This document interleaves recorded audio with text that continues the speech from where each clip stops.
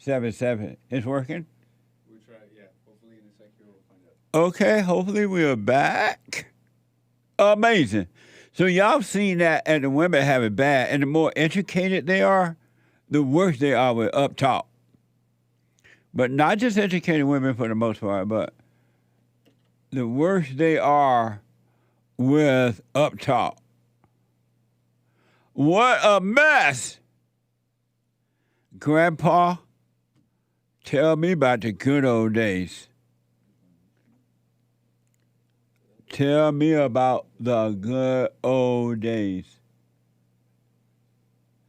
When lover never really ever went away. I gotta sing to see what's going on.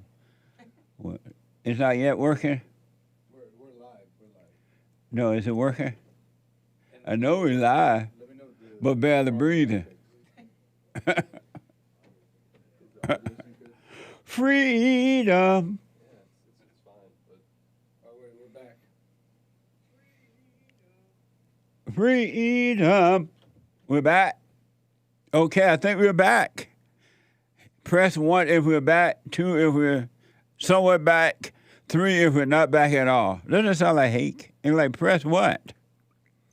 But anyway, up top, watching women do it and laugh when they do it, it's crazy. They look nutty when they're doing it. Amazing. And some may call this condescending, and it really is. This up top mess, that upspeak, is condescending. But that's the nature of the person that's doing it. They have a condescending nature because their nature is of their God, their father, the devil. And the devil's whole plan is to rob, steal, and kill, to deceive. Cambridge Dictionary defines this as condescending. Condescending meaning treating someone as if you are more important or more intelligent than them. Synonyms include arrogant, conceited, self-important, and snooty. Right? That's right, right? You do understand, right? You're going to take those antidepressant pills daily, right? And walk around looking like a zombie, right? Amazing. What a mess, huh? There are a false reality in this world and a real reality. This up top is a false reality. It's of their father, the devil. It's of their father, the devil. There is a battle between good and evil. And the one thing that we need in our country, in my country, in America, is less government. Somehow or another, the government needs to become small again. The less government we have, the better off we are as a country. We gave you a number the other day of how many people work for the government today. I remember some years ago now, there was a report out talked about the blacks who are employed, and the number of blacks who are employed, most of them was employed by the government. Like something like at that time, 80% of the blacks work for the government. I'm like, what the? Because it was a lazy man job. But the government is not good. And the government lie, and more lies, and lie. It just tell lies. Tell you sweet little lies. It tell you sweet little lies. It support you in being pitiful. It support your pitifulness so it can use you for personal gain. And Lord, know there are so many pitiful people. I've never seen so many pitiful people in all my born days. Everybody and their mama are pitiful. It's just pitiful everywhere. I'm like, what the? Everybody just pitiful. And the White House, the government lied to you. This is from CNN. CNN, the White House is eager to promote dropping prices as they look to convince Americans that the president's policies are paying off. Before I play this soundbite, gas prices are through the roof. They act like you don't know it. Food prices are through the roof. They act like you don't know that. And they come back and tell you that it ain't true. All of a sudden, elections are coming, so the prices are not the same anymore. Well, how come my wallet feel the same? Here's the White House on the dropping prices. Watch this. This holiday season, families are seeing lower prices on everyday items from gas to groceries. As holiday shopping starts, shelves are stocked and prices for toys, TVs, and used vehicles are all down from last year. We take that very seriously. It's not a joke to us. It is important to us. That a majority of Americans outside of this building are not buying it. So here's the thing. Inflation is up over 17%. Taking the actions that he's taken has worked. And we see that with the holidays season, right? With families and how we've seen lower prices coming down. When we walked into this administration, the economy was on a tailspin. That is the fact. Because of the last administration, because of the Trump administration, because of how they dealt with COVID and the pandemic. We actually had to fix the problem that we saw that the last administration left us. Like we don't remember that when the Great White Hope was there, Donald Trump.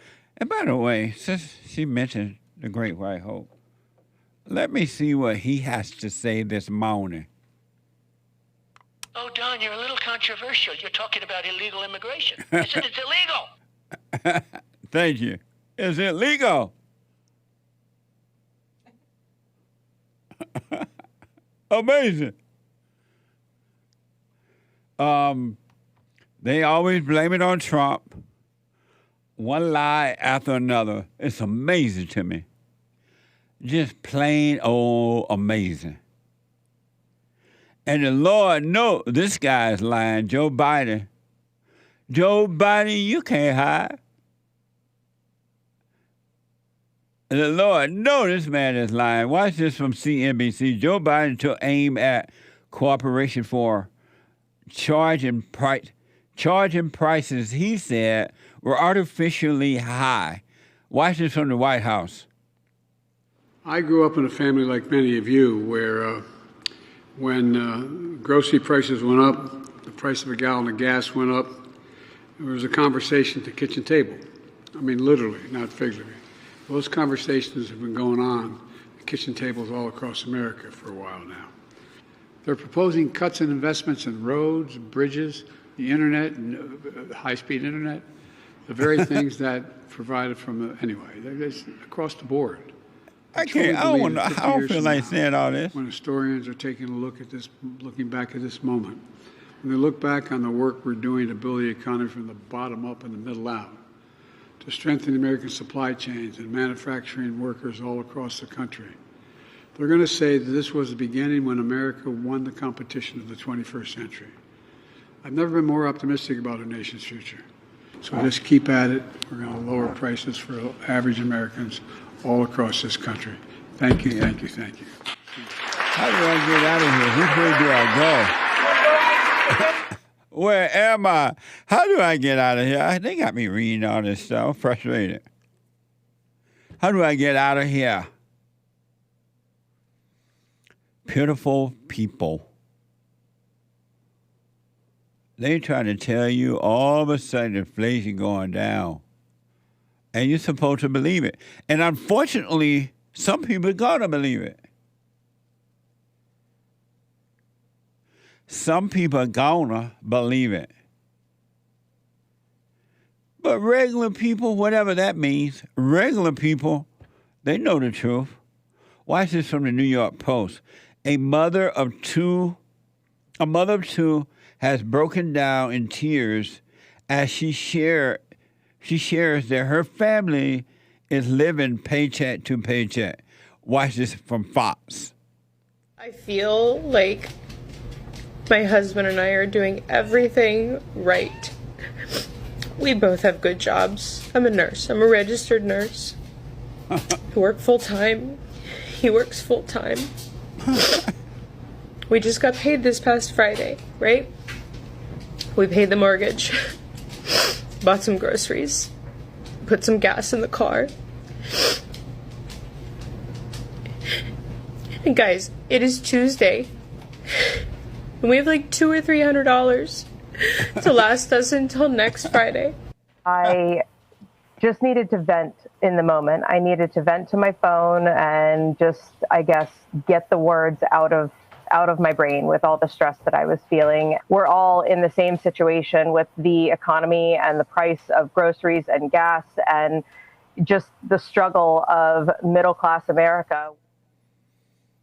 I wonder who she voted for. Did she vote for the Great White Hope, or did she vote for the government that she has? I want to give you an example of a pitiful person. You heard me talk about pitiful person, people.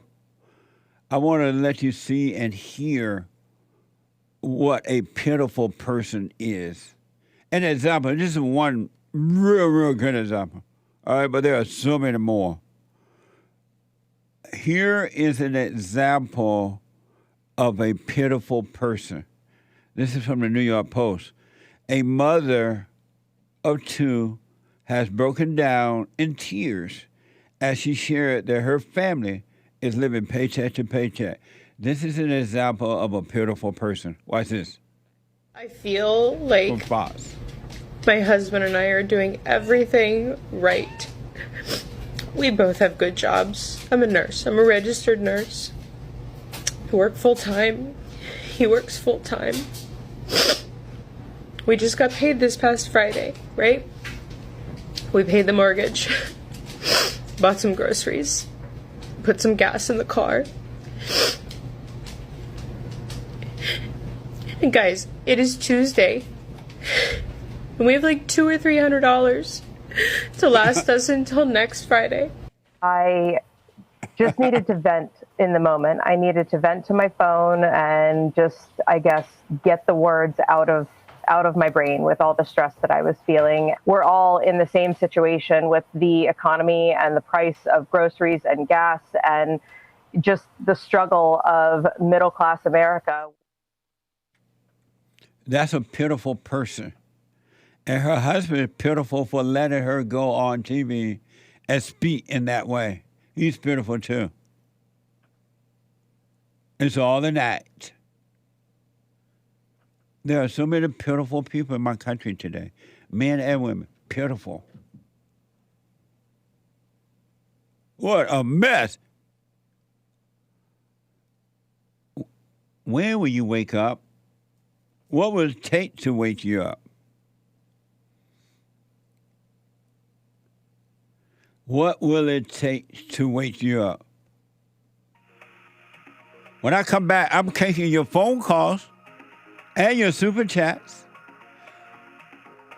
Amazing what's happening in my country.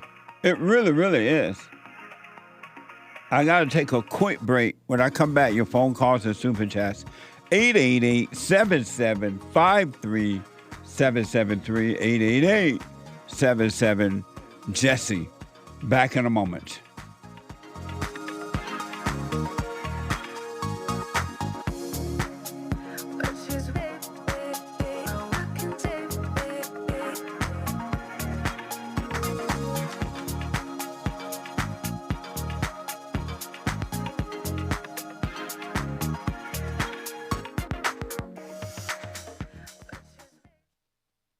You can't run from evil within yourself or outside of self. You got to deal with it. And you need good in order to deal with evil. And God is good.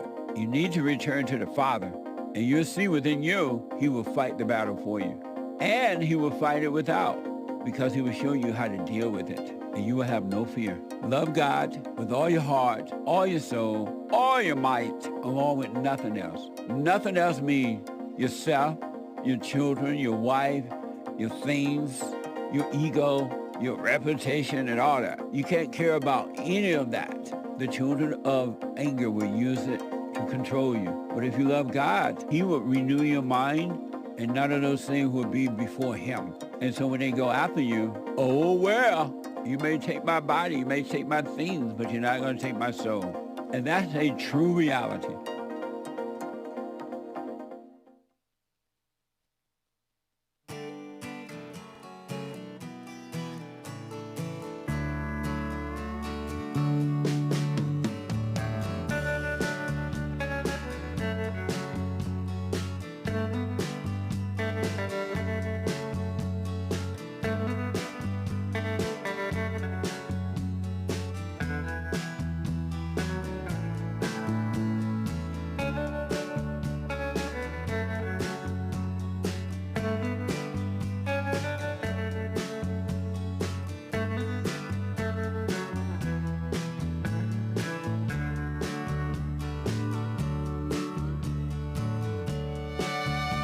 All right, welcome back. 888-7753-773. 888-77-JESSE. Jesse. Jesse. A busy day today. At 9 a.m. this morning, and every morning, Monday through Friday, Pacific time, the Hake Report is coming up. The Hake Report from 9 to 11. And it is Tuesday. And every Tuesday after the Hake Report, Joel Friday TV, you're black. Joel Friday TV at 11 a.m. on Tuesdays. He did a special this past Friday, I believe. Check it out. You can podcast Joel Friday TV. And at 12 noon, the American Anchor Baby. The American Anchor Baby at 12. Monday through Thursday. And on Friday, the American Anchor Baby show is at 4 p.m. Pacific time. All right? And don't forget to subscribe and follow the JLP Radio Network on YouTube and Instagram. Hurry, hurry, hurry. Run, run, run. Rush. You know how that crowd of people were rushing on Black Friday? And they were like animals trying to take TVs and that and falling over each other and fight one another. Come on, man. Rush and become a subscriber now and follow the JLP Radio Network. All right? 888-7753-773. You got some really good stuff coming up for you there. Let me go to, there is a line open you want to jump in. Mike is a first-time call out of Michigan. Mike, welcome to the show. You're on the air. Hey, Jesse. Hey, Mike. Hey. It's weird because I feel like I know you because I've been watching you for so long, but I actually never called in. I need your advice. Well, first I want to thank you for all your good advice. And if I had applied it to my life sooner, I'd be doing a lot better. I'm down here in a homeless shelter. I got a lot of guys around me right now. I'm waiting to get a bed. Why didn't you apply before you get Mike? Before you get to your question, why didn't you apply it when you first heard it? Because I'm stupid and prideful and lazy. Oh, and okay. I guess. All right. Okay. Beta. So go ahead. Yeah, so I don't get along with my parents at all, and they're Democrats, and they hate Trump. And ever since the whole Trump thing happened, we fell out hard. We've never gotten along since. But I realized that, like, my dad was never really there for me all that much, just not really active in my life. And I feel like when I do well, he resents me and is jealous of me. He wants to compete with me. instead of support me. And I feel like there's something really missing there. And so I resent him.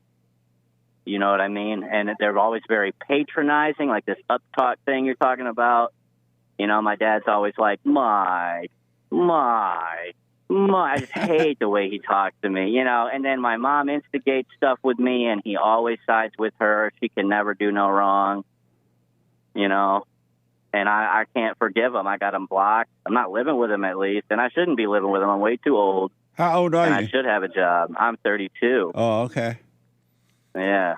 And so, Ancient. And so, so that was a time when you were doing very well, and your father was jealous of you for it? I think so. And yeah. did he just say my that? skills. I could just tell. His dad is like that with him, too. I know he got that from his dad, and his dad does that to me as well. So did he say Just he was anytime- jealous of yeah. you? Did he say he was jealous? No, I could just feel it. And are you mad at him for being jealous of you? Yeah, I think he's a bad father, yeah. So who is worse, the person that mad at the father for being jealous of them, or the father that is jealous? Probably me. Probably, or is it? I got to ask you because it's me. And why do you say it's you? Because I know better. I could control this situation a little bit. I'm choosing not to. I feel like I have extra challenges that other people don't have, and I'm not rising and exceeding. You know what I mean? I'm not, that's the wrong word, but I'm not rising to the challenge. I'm making excuses, and I'm going, well, other people don't have to deal with this shit. That doesn't matter, though. Excuse my language. That doesn't matter, though. And so your question for me is what? I don't know. I guess I know the answer already, but I just want to hear it from you. I need to forgive my parents and call them, right? What's and the I question? need to get a job, right? What's the question That's the for me? question. What is the Right question? there. I'm sorry, I missed the question, Mike. What's the question for me? I need to call my parents, right? And why? Because I need to forgive them. Right, and Is that wrong? why do you need to forgive them? Because it would be wrong to not have a relationship with them before they die, before I die. That's the wrong reason to forgive. What's the reason? So that God can forgive you and set you free. Okay. All right, then. What good is it doing you to resent them? None. So, Mike, you see that you can't help yourself right now, right? There's something else controlling you. Yes, sir. And so you need to understand, if you want to be free, that the same thing that's controlling you is controlling them, and you got that from your mother. You became like your mother. Mm-hmm. Okay. Are you doing the silent prayer? Nope. So you're not even working on yourself at all, huh? I could start. You're not working on yourself at all? I wouldn't say that, but I'm not doing the silent prayer. Are you working on yourself? Yes. Like what? What are you doing? Like getting a job, finding a better shelter. I'm already going into a better shelter than this one, and I had to work to get that. Oh, so you Go on have a waiting list and stuff. You have a job now? Yeah. No, well, I got to get into the other shelter before I get a job. Oh. Yeah, because this one you're waiting in line all day for basic stuff. So like, there's no way for me to work. But I've already got it. I'm already got it lined up. I'm already in the other shelter. It's a matter of days. It's already on the calendar. Amazing. So, well, forgive your parents, man, and start working on yourself, all right? Yes, sir. Do the silent prayer. Let me know how it goes, Mike. Okay. All right, buddy. All right. Okay. Thank you. You're welcome. 888-7753-773. 888-77-JESSE. Amazing. I have noticed over the years, the 35 years or so of doing this, is that one of the hardest things for human beings to do, for whatever reason, is to follow instruction. It's the hardest thing for human beings to do. I recommend to them because no human being can bring you out of the situation you're in, right? So I recommend to them, by pointing them back to the source, be still and know the Father. Go and forgive, do the silent prayer, and life will work. And they won't do it. They just won't do it. It's amazing to me. And it explains why most people are never going to get on that straight and narrow path. They will not enter into the kingdom of heaven because they won't do what it takes to get there. Pray without ceasing, meaning to be aware. Remember to be aware, to be present. And they won't do it.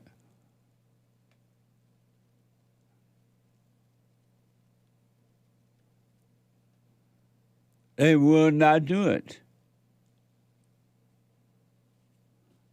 It's mind-blowing to me. 888-7753.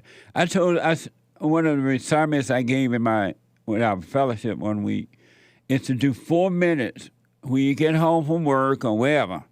Go and sit in your room or somewhere. No television, no food, no nothing, for 4 minutes only, and just watch your thoughts. Everything happened but that. Have you been doing the 4 minutes, Hank?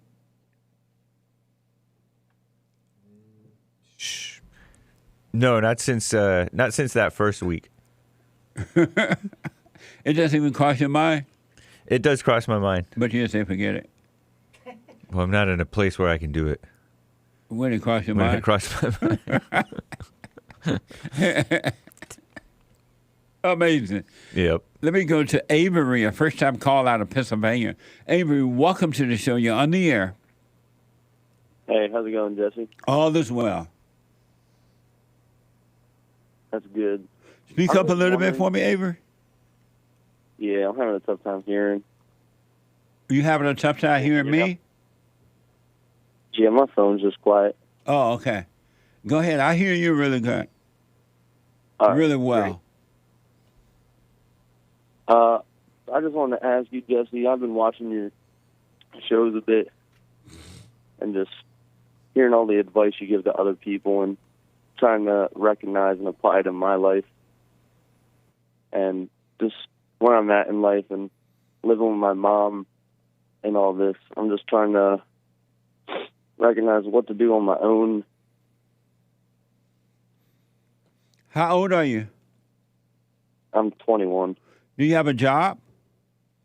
I do, yeah. And so when you ask what to do on your own, what do you mean?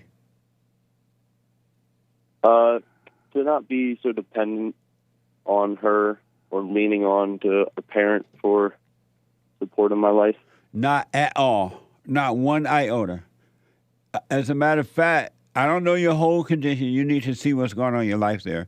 But you should be out on your own already with your own place, dealing with the issues of life, paying your bills, and saving 10% every time you get paid. You should be dealing with life already. You should be under your mother's skirt tail. Right. Why are you still there? It's just easier than going out and stumbling, I suppose. How will you grow if you stay in your comfort zone? I don't think I will. And so why have you moved out already, knowing that? I just want to be here to support them. Support who? My family. You can't even support yourself. How you going to support them? Right. No, that was a question. You can't support yourself. How are you supporting them? I'm not. So where are you getting that idea from? Just growing up and maybe thinking that's what I'm supposed to do. Oh, I see. And so your father lived there too? No.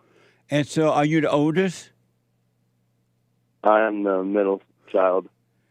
And why does your mother let you stay there? Why haven't she thrown you out? She loves me, I guess. You are her husband? I'm not, no. What do you mean she love you then? Just, she hasn't kicked me out because she doesn't mind me being here. If she loved you, she would kick you out already. She's keeping you there for her own self-gratification, to think that she is a good mother, she loves you, she's a good mother. And it's a lie. She's not a good mother, because if she was a good mother, you would have been gone a long time ago. A good mother would know to keep her adult son at home and making him, turning him into her husband is weakening him and destroying his desire to even grow up and become a man. Right. Your mother doesn't love you. Okay. And where's your father? Like, he's pretty local, and I go and see him, and him and I watch your videos, and since that's how I've been able to kind of realize all the stuff you're telling and talking about, how like women are deceivers, and like, and I don't know, it's a lot for me to take and build something with it for myself with. Well, just take a little bit at a time, one step at a time, and allow yourself to grow into the truth. And you will if you stay with it. And you were about to say, and what? I don't know what I was going to say next. Oh, okay. So, have you heard me say that you should forgive your mother and father? Yes. Have you done that? I did. I did go over and talk to my dad and forgave him for what's happened growing up. And I've also talked to my mom, and I forgave her for, like, altering the perspective of my father that she put on us growing up. Yeah. Saying all the stuff about him when he wasn't around. And I went over and talked with him and had his side of the story, and that's kind of where I'm ended up now. Nice. And so what did your mother say when you told her you're sorry for resenting her for turning you away from your father? She didn't really believe it. She believed what? She kind of just She didn't believe what? That she did anything wrong. Oh, she couldn't admit it? No. Oh, okay. Amazing. But, yeah. But what? So, I was going to say, look, talking to my dad, it seemed like I actually got something out of that exchange. Yeah. And you always mention about returning to the father. And I went and spoke with him about basically returning and possibly staying with him. But he also says, like, that wouldn't do me any good either, and that I need to be out on my own. Yep. And so yeah. You just have one job right now? I do, yeah. And do you make enough money to get yourself a little apartment, nothing big or fancy? You start out small, a studio or something in a pretty decent area. Are you able to get yourself a studio apartment? Yeah, I have enough. Okay, so why not take your time, look for an apartment, get yourself an apartment, and then if you need to make more money, get a second job, because you're not married with children, right? No. And with your mother, you don't owe her one iota of anything. It's not your responsibility to take care of your mother or your brothers or your sister. That's not your responsibility at all. And it should not have been put upon you. Right. I how do I get out of this without the fear of just them not loving me, I guess. So what now? Like, how do I tell them that I don't want to be supporting them anymore and that I need to be on my own? You tell them it's hard just, for me to leave. You tell them just like this. I ain't taking care of y'all no more. I'm out of here. Bye. Does that seem difficult? No, it seems very simple. And they don't love you anyway. What makes you think your family love you?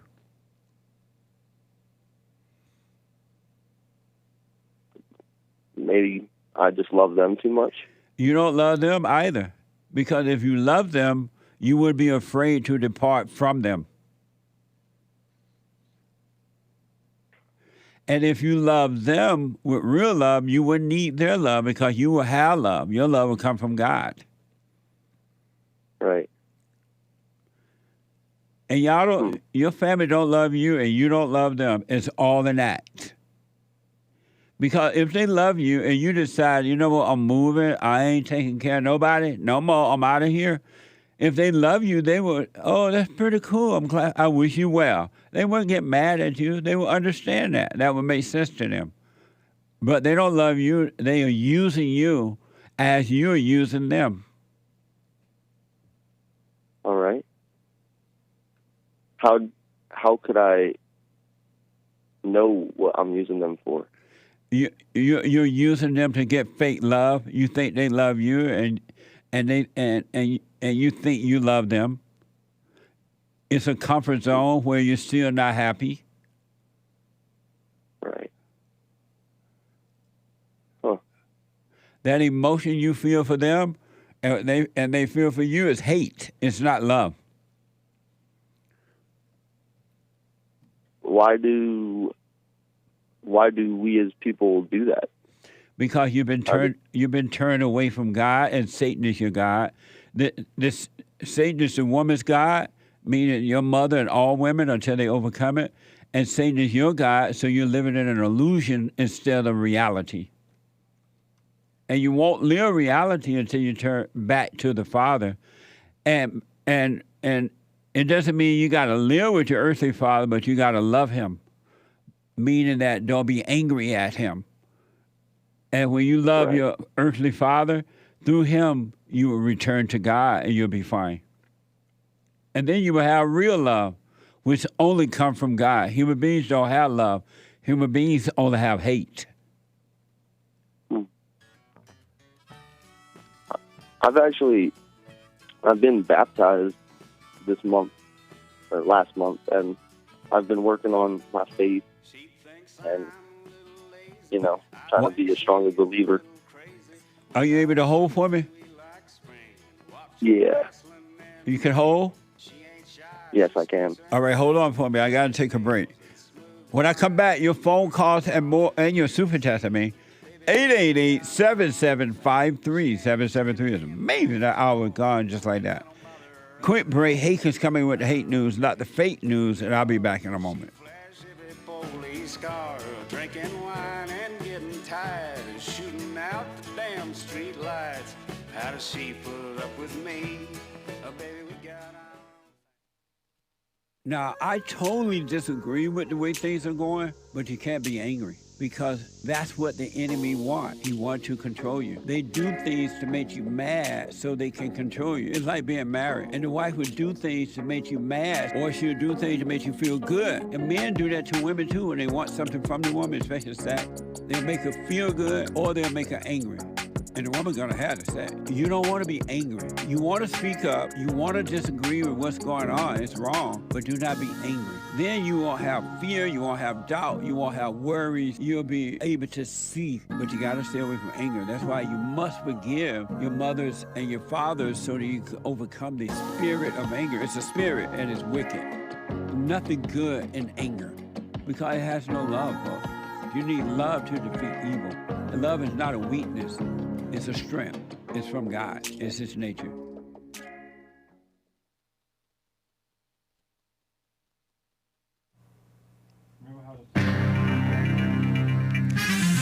A whole lot of mess going on in the world. This is the end of hour one of the Jesse Lee Peterson Show. It is Tuesday, Country and Western Tuesday, November 28th, AD 2023.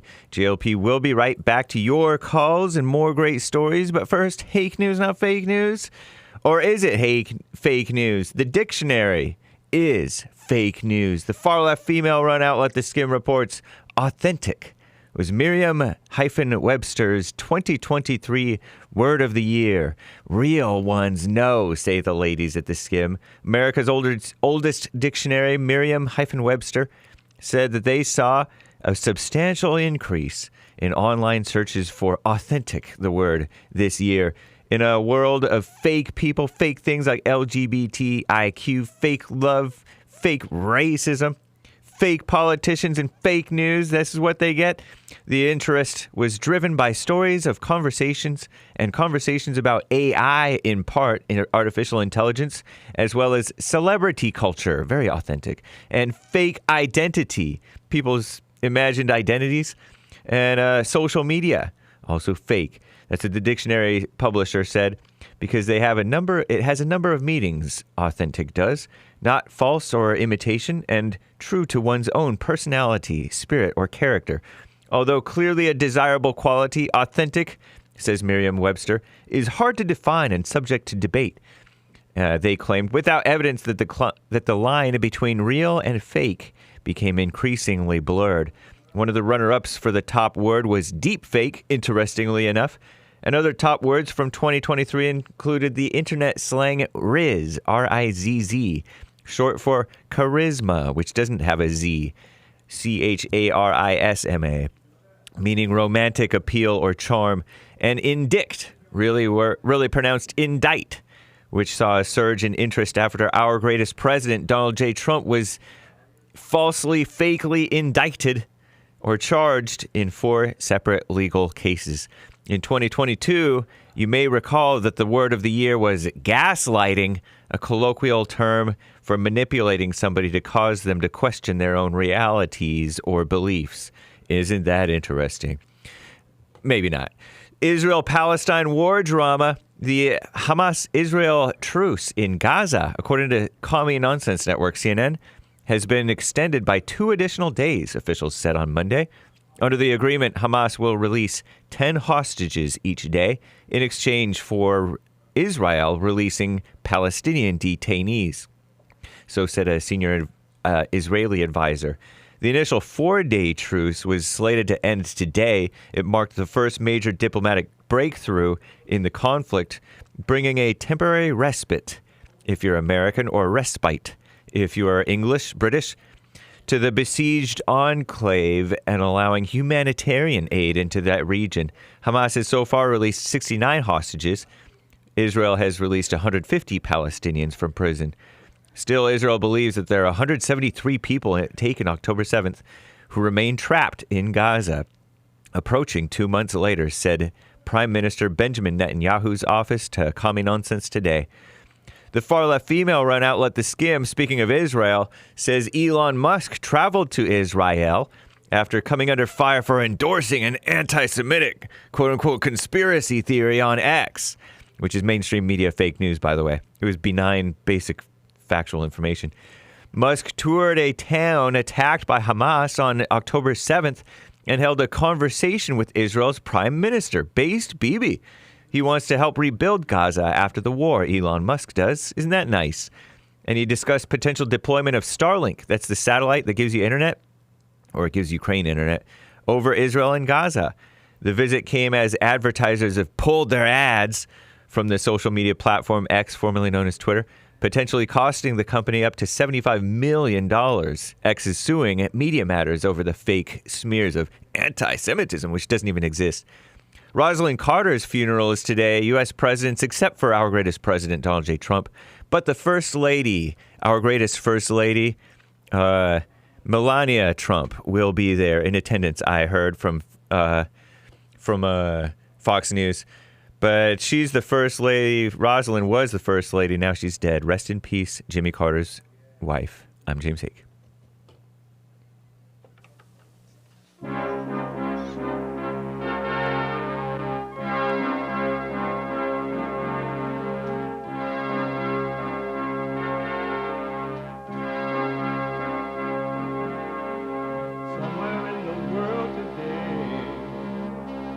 got to stand up strong, think the truth about themselves, to understand what went wrong. I know we can find a way.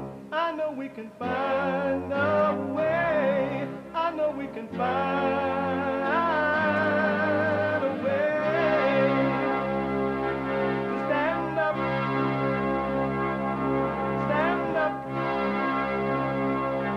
stand up.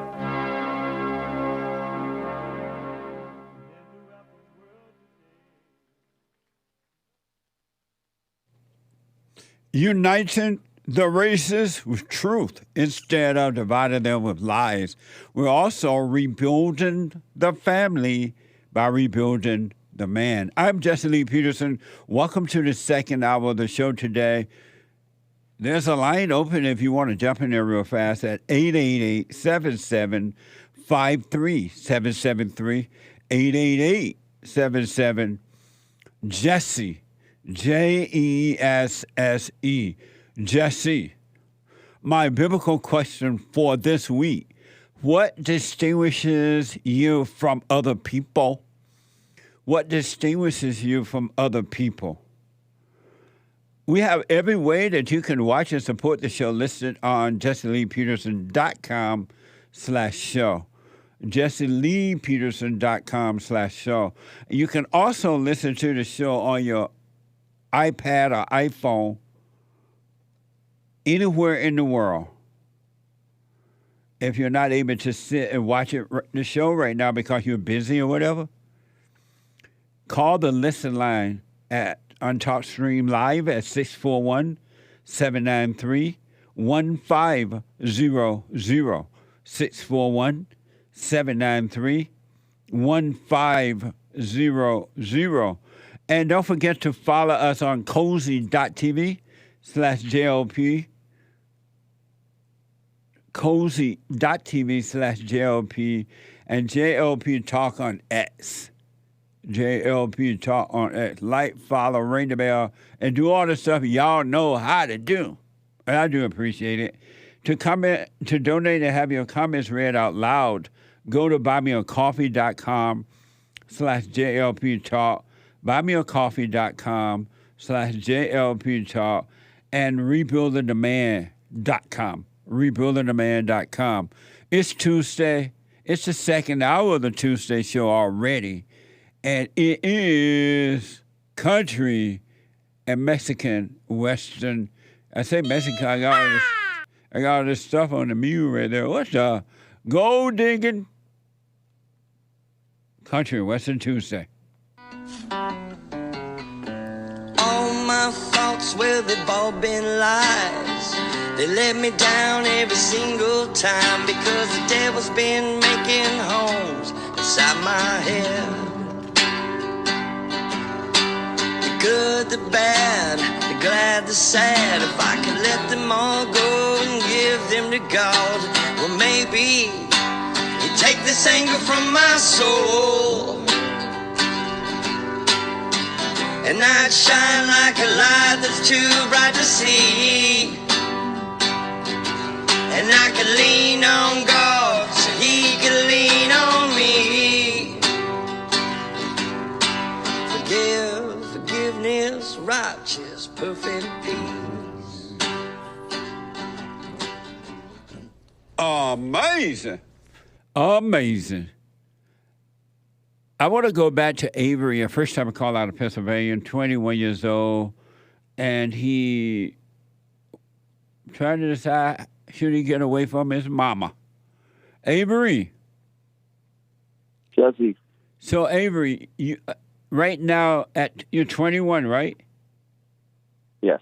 And you taking care of your mother and your brothers, or just your mother? Just my mother, I'd say. And you take care of her how?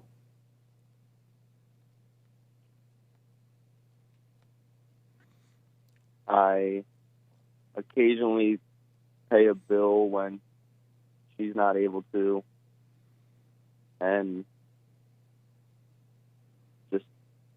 I really just go about my own life, honestly, other than paying bills for her. Speak into your phone for me. And so, why are you afraid to go and live your own life at 21? What's the problem? I just don't know if I will know how to support myself.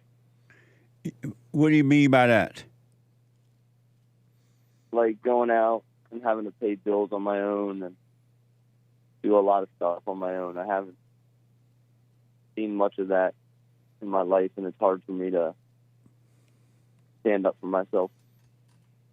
Oh, and so you don't. All you have to do, you have a job, right? Yeah. And the job going to support you. And so you're going to go look for an apartment. You're going to find something that you can afford at this time. Nothing, a bachelor or something like that, kind of decent bachelor nice that you can afford. And then you're going to move in. And then you're going to pay your monthly utility bills as they come in the mail. And you're going to pay them. And then when you get paid, every time you get paid, you're going to put 10% of your money away. So when opportunity come to invest in a home or something like that, you'll have the down payment, you'll have the money. Why is that so difficult? I don't know. I'm just afraid. You afraid? Of being on my own. I guess I understand. Because I was taught, and in those days, kids were taught, especially the boys, that, and the girls too, to be honest, that at 18, you're out of here. And they taught us how to work so we'll have a job, right? As long as you got a job, you have food on your table. But they didn't teach me how to pay bills. They didn't teach me how to do anything else but to work and take care of myself. And I learned to do those things as they were happening. Right. And so you'll see how to pay the bill when it comes. You will see how to pay the rent when it's due. It's all in your mind that you can't do it. You can do it. Just one step at a time. Keep it simple. Don't be spending your money on girls and friends and things like that. And just live your life when you hang out with people. Just hang out, but don't over hang out. Do all things in moderation, and you'll be fine. Thank you. Why do you think your family would get mad at you if you move out?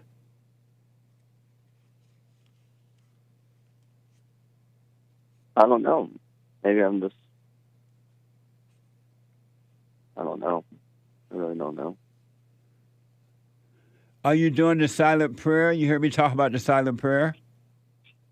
I do, and I do go on SoundCloud, and I listen to that. Do you do it every morning, every night? No. And why not? I am inconsistent with it.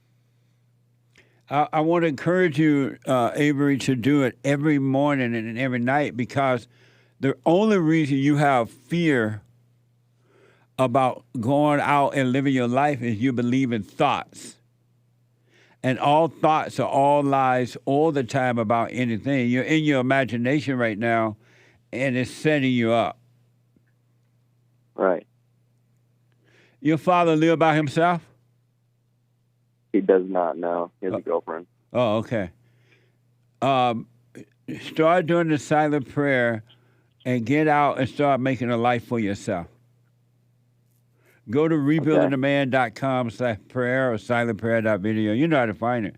But and get out and start making a life for yourself. You'll be fine. Will do. And don't let your mother or anyone talk you out of it, because you'll be stuck with your mother, and you'll look around and you'll be 40, you'll be 50, and you'll still be with your mother, and you'll start to hate yourself and her even more so, and you'll end up being stuck there for life, and it'll be miserable for you. And your mother should not be trying to hold you back to keep you at home. All right. Are you on drugs or anything? I smoke weed. You smoke weed? That's only drugs. Oh, okay. Yeah, I do. And you smoke weed often?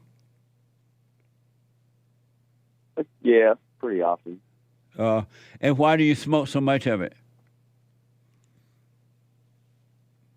I just like to chill out. Chill out for what? You living at home with mama. You ain't got much to do. I guess I just enjoy doing nothing while being high.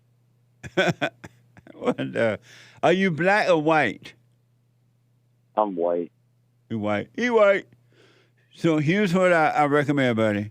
Do what you want, of course, but you save some money if you haven't already saved up some. Take your time and go find yourself a little apartment somewhere. Move in. Don't let all your friends and other people move into your place. They'll destroy you too. But move in and just take it one day at a time. And you'll see if you stay with it, it'll work. You'll be fine. All right. And don't be afraid. Face your fears. Don't ever let fear hold you back from anything. Except you don't want to go down in the hood and get killed or something, or attacked. But fear within, don't be afraid to go live your life. I will try. Let me know how it goes. Yeah. And also... So what?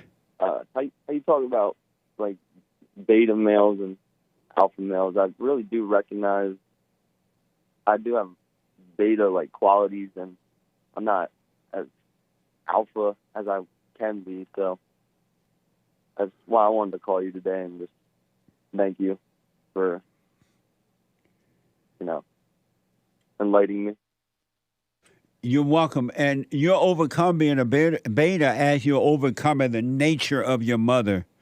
All beta males have the nature of the woman. They have the mindset and emotions of the woman.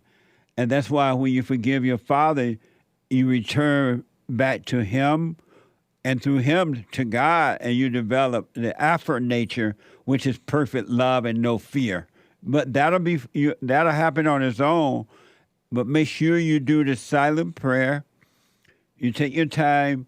And when I say take your time, don't just rush and move, but find a place that you would like to live and go out and start living your life. Don't spend, when you start dating, do not spend your money on women, buying them clothes and taking them on trips and expensive restaurants and all that kind of, don't get caught up that way either. All right. All right? Yes. And if your mother try to stop you from moving, tell her how the cow ate the cabbage. Will do. Do you know how the cow ate the cabbage? I'm not sure now. Well, just tell her, leave you alone. You move it. It's time for you to grow up. You're not her husband. You're not her boyfriend. Yep. All right? Yes. I know that now. All right. Start doing the silent prayer and stay with it. Your whole life, you stay with it. And the Father within you, God, will guide you in life. I promise you that. It'll be amazing. Looking forward to it. All right. Let me know how it goes. Let me know how things are going for you. I will. Talk soon, Jesse. All right, buddy. Take care. Thank you. Bye. Bye now. It's so amazing to me how things have changed. Just imagine, and I'm just saying the way they were. The way they were. When we were growing up in the good old days when men were in charge, when boys were boys and men were men, you were told as a child you were out of here at 18. 18 was grown-up time. Where am I going? I don't know, and I don't care. You're out of here. They taught us to work. They didn't say go to college and get a degree. They said as long as you can work with your hand, you're going to have food on your table and a roof over your head. And that is so true. At 18, because we were told that, the mindset was already programmed to go out and be a grown-up. And they never sat me down and showed me how to pay rent and light bills and all that. That came as I needed to know it. when I was out on my own. Mothers and fathers, you're doing your sons and daughters a disservice by not instilling in them that I'm taking you to this point in life and you're out there on your own dealing with issues of life and you'll grow up. You'll mature into a man and a woman. And God has put that in you. And yes, there are going to be many challenges to face, but you'll overcome them. And you'll be stronger for it and wiser. How do you leave and grow your son like that and he's afraid to go out and live his life? And you keep him at home with you for your own ego, personal gratification. And then they set you up by telling you, oh, stay at home with mama and save money. That's the worst deception that you could ever put on your sons and daughters. You ain't going to save no money on a... What is best, to save money or have a free soul? She's telling you stay home and save your money so you can take care of her.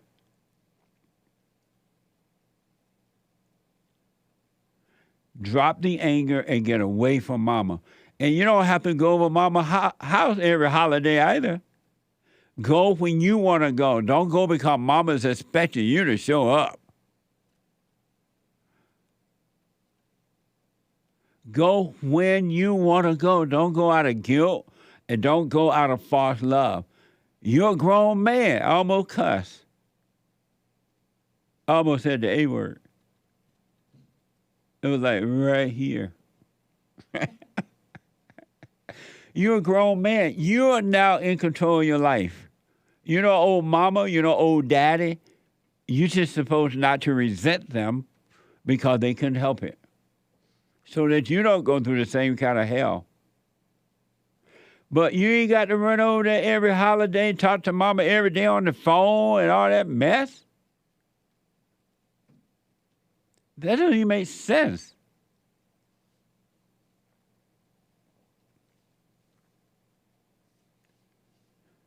It's horrible what these women have done to their sons. And the men have allowed it to happen. Things never going to get better on this earth as long as the man is weak. 888-775-3773. There's a line open. Let me go to Jason out of Buffalo, New York. Jason, welcome to the show. You're on the air. Hey, what's up, man? I want to talk about the whole Trump thing, like the trials. You still think, do you think Trump was supposed to have classified information in Mar-a-Lago and stuff like that? You think he had the right to have the classified information? I haven't put any thought into it at all, Jason. I mean, but do you think that is acceptable for somebody to have classified information? I haven't thought of it at all. I do know that all presidents have done that and are doing it. Even they found according to reports, they found all over the place with Joe Biden, and all presidents have done that as they're leaving the White House. But didn't Joe Biden give the classified information back? Donald Trump tried to hold on to that information. I understand your question. No, I mean, okay, all right. What about like the fraud trial? What about him inflating all his assets and stuff like that? You think that is acceptable? You are able to do that? That's not against the law? I haven't given that any thought either. It's this situation that the president is dealing with is his situation, and he seems to be doing quite well in handling it. So I just stand back and watch how he deal with it. And I think it's amazing how he's handled it. He's from the old school, and you don't hear him like whining and pleading and begging. He's dealing with the issue in the way all human beings should deal with the issues in life. You don't think he's whining? He's not saying like they just coming after him just because he's him. They're not coming after him because of the stuff that he did. That's not whining. That's not complaining about it. No, that's not. He's only speaking what they said they would do. Remember that black woman she should never be in our government. Anyway, women are not created to lead. You agree with me? Women are not created to lead, right? No, I disagree with you. I disagree with you. You think Cleopatra was a great leader. Women can lead. Women can lead. Who? Cleopatra. Who? Cleopatra. You don't know who that is. Who? You don't know who Cleopatra is. Egypt ruled. She was the ruler of Egypt. Where is she now? I mean, it was like 2,000 years ago. Where is she? She was in Egypt. Where is she now? So all right, let's get back to topic. No, where is she now? I mean, she wouldn't be here no more. She would be 2,000 years old if she was still around. So where is she? She would be dead. She dead. So you don't know nothing about no Cleopatra, man. I don't know nothing about Cleopatra. Right. You just Cleopatra ain't no good example for you. What the? But why anyway, isn't Cleopatra a good example? Why isn't Cleopatra a good example? Because you, like, as you said, 2,000 years ago, you don't know nothing about that. And but she was a great leader for her country. And she wasn't no leader anyway. What about the Merkel dude from Germany? She was a Jewish woman with good hair. Cleopatra was not Jewish. Yes, she was. I bet you think she was black, huh? She was black. She was Egyptian. No, but she wasn't black like you. She wasn't black like me. Right. If you got melanin, but you know, like white people think if you got melanin in your skin, you black. Like according to white people, if you got melanin in your skin, you black. White people don't think that. So you trying to say there's not a 1% rule, like a 1/16th rule or something like that? If you no, that's made black, up too. That's made up. Wow. So you think that white people think that everybody that's a little darker than white are black? They are not. What's the word? What's the word that Trump like to use? They're not pure white. They're not fully white. They're not. They got contaminated blood. That's what he said. He said the people that's coming through the border are coming, like the people that are the minorities that are coming into the country are taking the blood of white people. Jason, you think that white people think that anyone that has a little darker skin than them are black? Yes, I do. Where you get that crazy idea from, man? You don't listen to like the purization of the white race, like nothing but like white people or anything outside of anything non-white within your bloodline makes you not white. What? You don't get that. You don't get that. What you say? I didn't hear what you said. I didn't understand what you said. What so you you're saying like like white people? Ask your panel, ask your people around you, like white. Like if you're from a different nationality, if you're not just white. Like just like what you said, you don't acknowledge Polish people, German people, Jewish. You don't acknowledge them as being white. I mean, you don't acknowledge them as being white. Do you? But Jason, let me go back to the way you're thinking. White people thinking it's so dumb. I almost don't. That is so dumb. I just answered your question. So let me ask you this. Elaborate. So do white people think that a Chinese is black? It's non-white. I mean, I'm not saying black. I'm saying non-white. Do they think that that's a black? They think it's non-white. They're not gonna say black. It is non-white. It's non-white. Is it non-white to you? No. I mean, it's I mean, that's how it looks. It's non-white. Yes. So is a Chinese person non-white to you? I don't look at stuff as like white like that. I don't look at the white race the way that you look at the white race. Is a Chinese person a non-white person to you? Yeah, it's a minority. It's a Chinese person a black person to you? It's a minority. It's a Chinese person a black person to you? No, it's a minority. It's a non-white person. So why do you say that the white people see it any differently than you see it? That's how white people see it. They see it as a Chinese, right? Hold on. When Donald Trump, they see it as a Chinese, right? They think of it as a non-white, as a minority. Do you think of it as a non-white? I think of it as a minority. Is it a non-white? Yeah, it's a non-white. And so are you wrong for thinking of it that way? I mean, but if you're looking at it as far as like intermingling with Chinese people and white people, they don't see that as acceptable in their society. Are you wrong for seeing it that way? No, I'm not wrong. It's and wrong what for the way made them wrong for seeing it that way then? Because they don't like they want the separation of the races. They want the periodization of the white race. They just want white people. Like, you know how you said you want more white babies?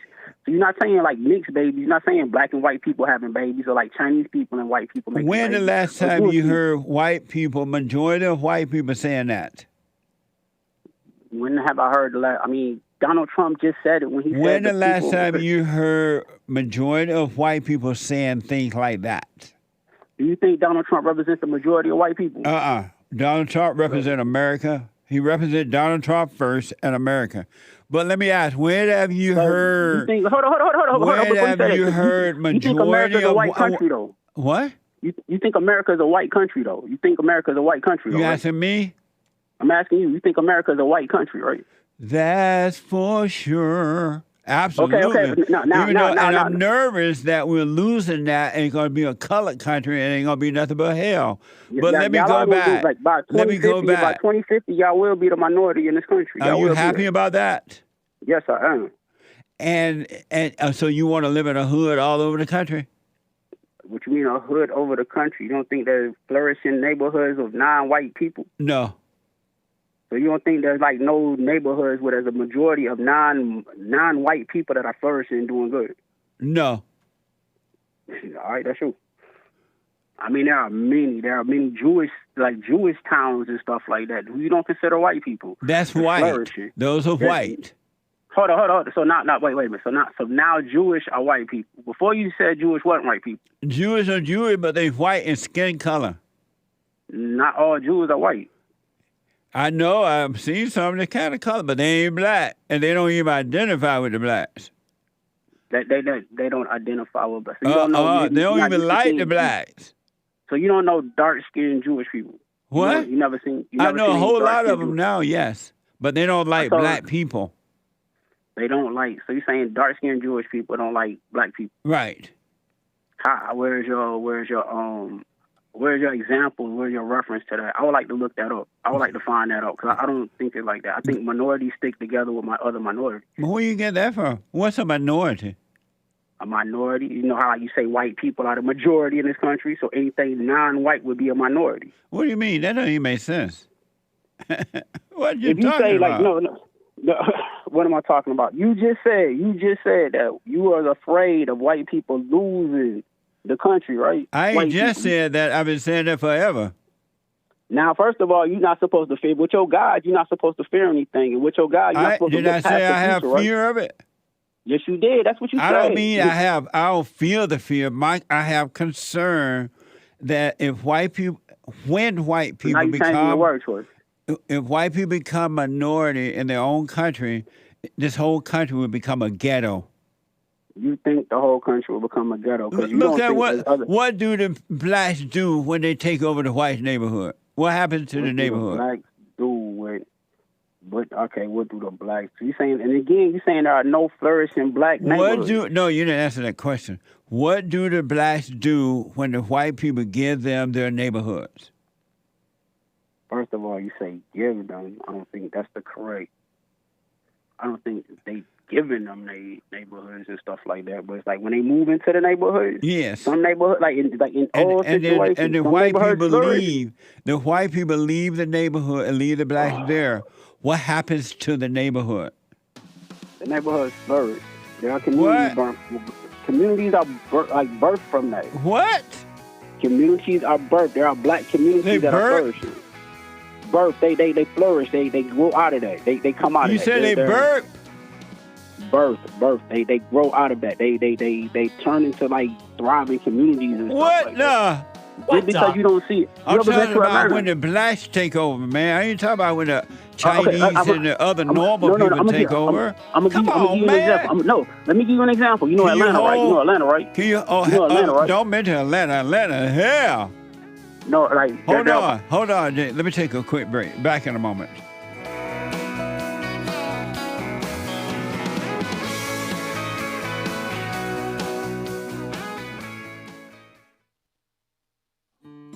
We have a counseling service, and I have to admit, thanks to God, it is the best counseling service on this side of heaven. I counsel with men and women, families, individuals around the world. most people are unhappy, they're miserable, they have rough lives, they're depressed, suicidal, young and old, of all races. I understand, I know why, and I do understand it. Because exactly what's happening in me is happening with everybody outside of me, inside of them. And I've noticed that with those who really, really, really want to understand, they overcome it just like that, out of one counseling session. If you need counseling, you can go to rebuildingtheman.com or call 800-411-2663. 800-411-BOND. Best counseling service on this side of heaven.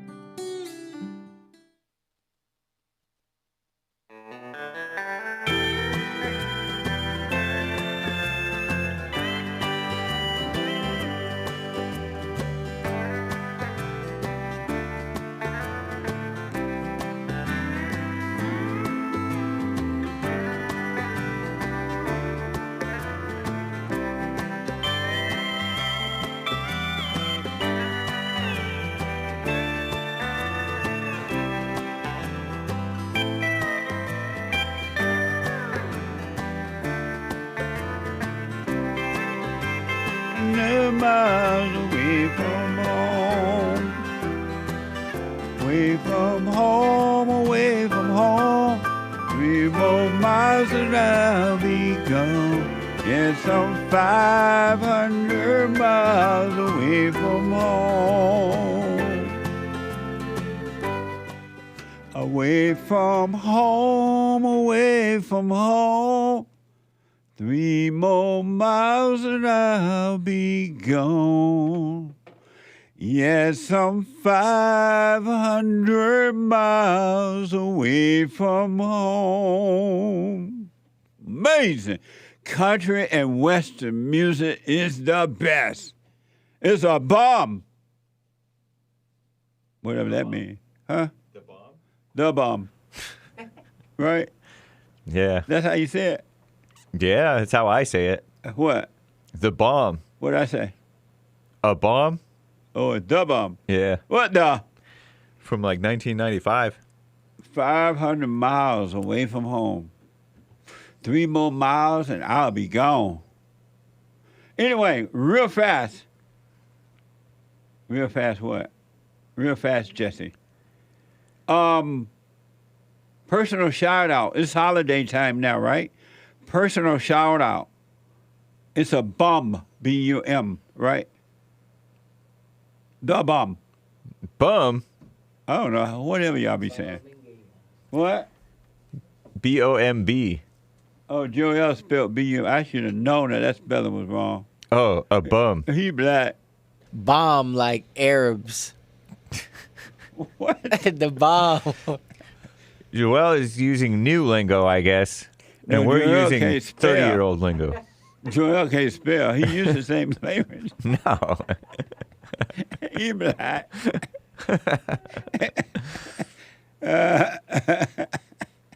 Anyway. Anyway, personal shout-outs. And I do them myself, personal shout-outs. Birthday celebration, Merry Christmas, Happy Birthday, Happy New Year, Happy Anniversary, encouragements, whatever, right? Go to cameo.com/Jesse Lee Peterson for personal shout-out. I want to go back to the cause, and we'll do announcement later. We got to get to super chats and all that. And I want to go back to Jason. And Jason, I don't know what's wrong with Jason. Jason. Yeah.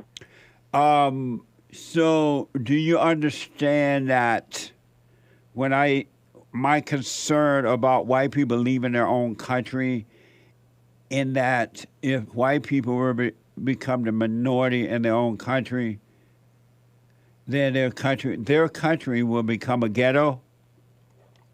First of all, with your God thing, you should not be concerned. You should not be worrying about it. That should not be. It should not even register into your rule book, into your plan. Why? You should not care about, because your God. Don't you? Isn't that what you tell everybody? Right. You tell everybody that though, right? You shouldn't have no worries, no cares. I have none, Jason. Jason. I have none. I have concern for my country though. No. That's because no. You shouldn't have that. Like you shouldn't. Why like, you say that? Why should I be concerned about my country? Because that's what you said you should not worry, and being worried and being concerned. Did I say I was worried?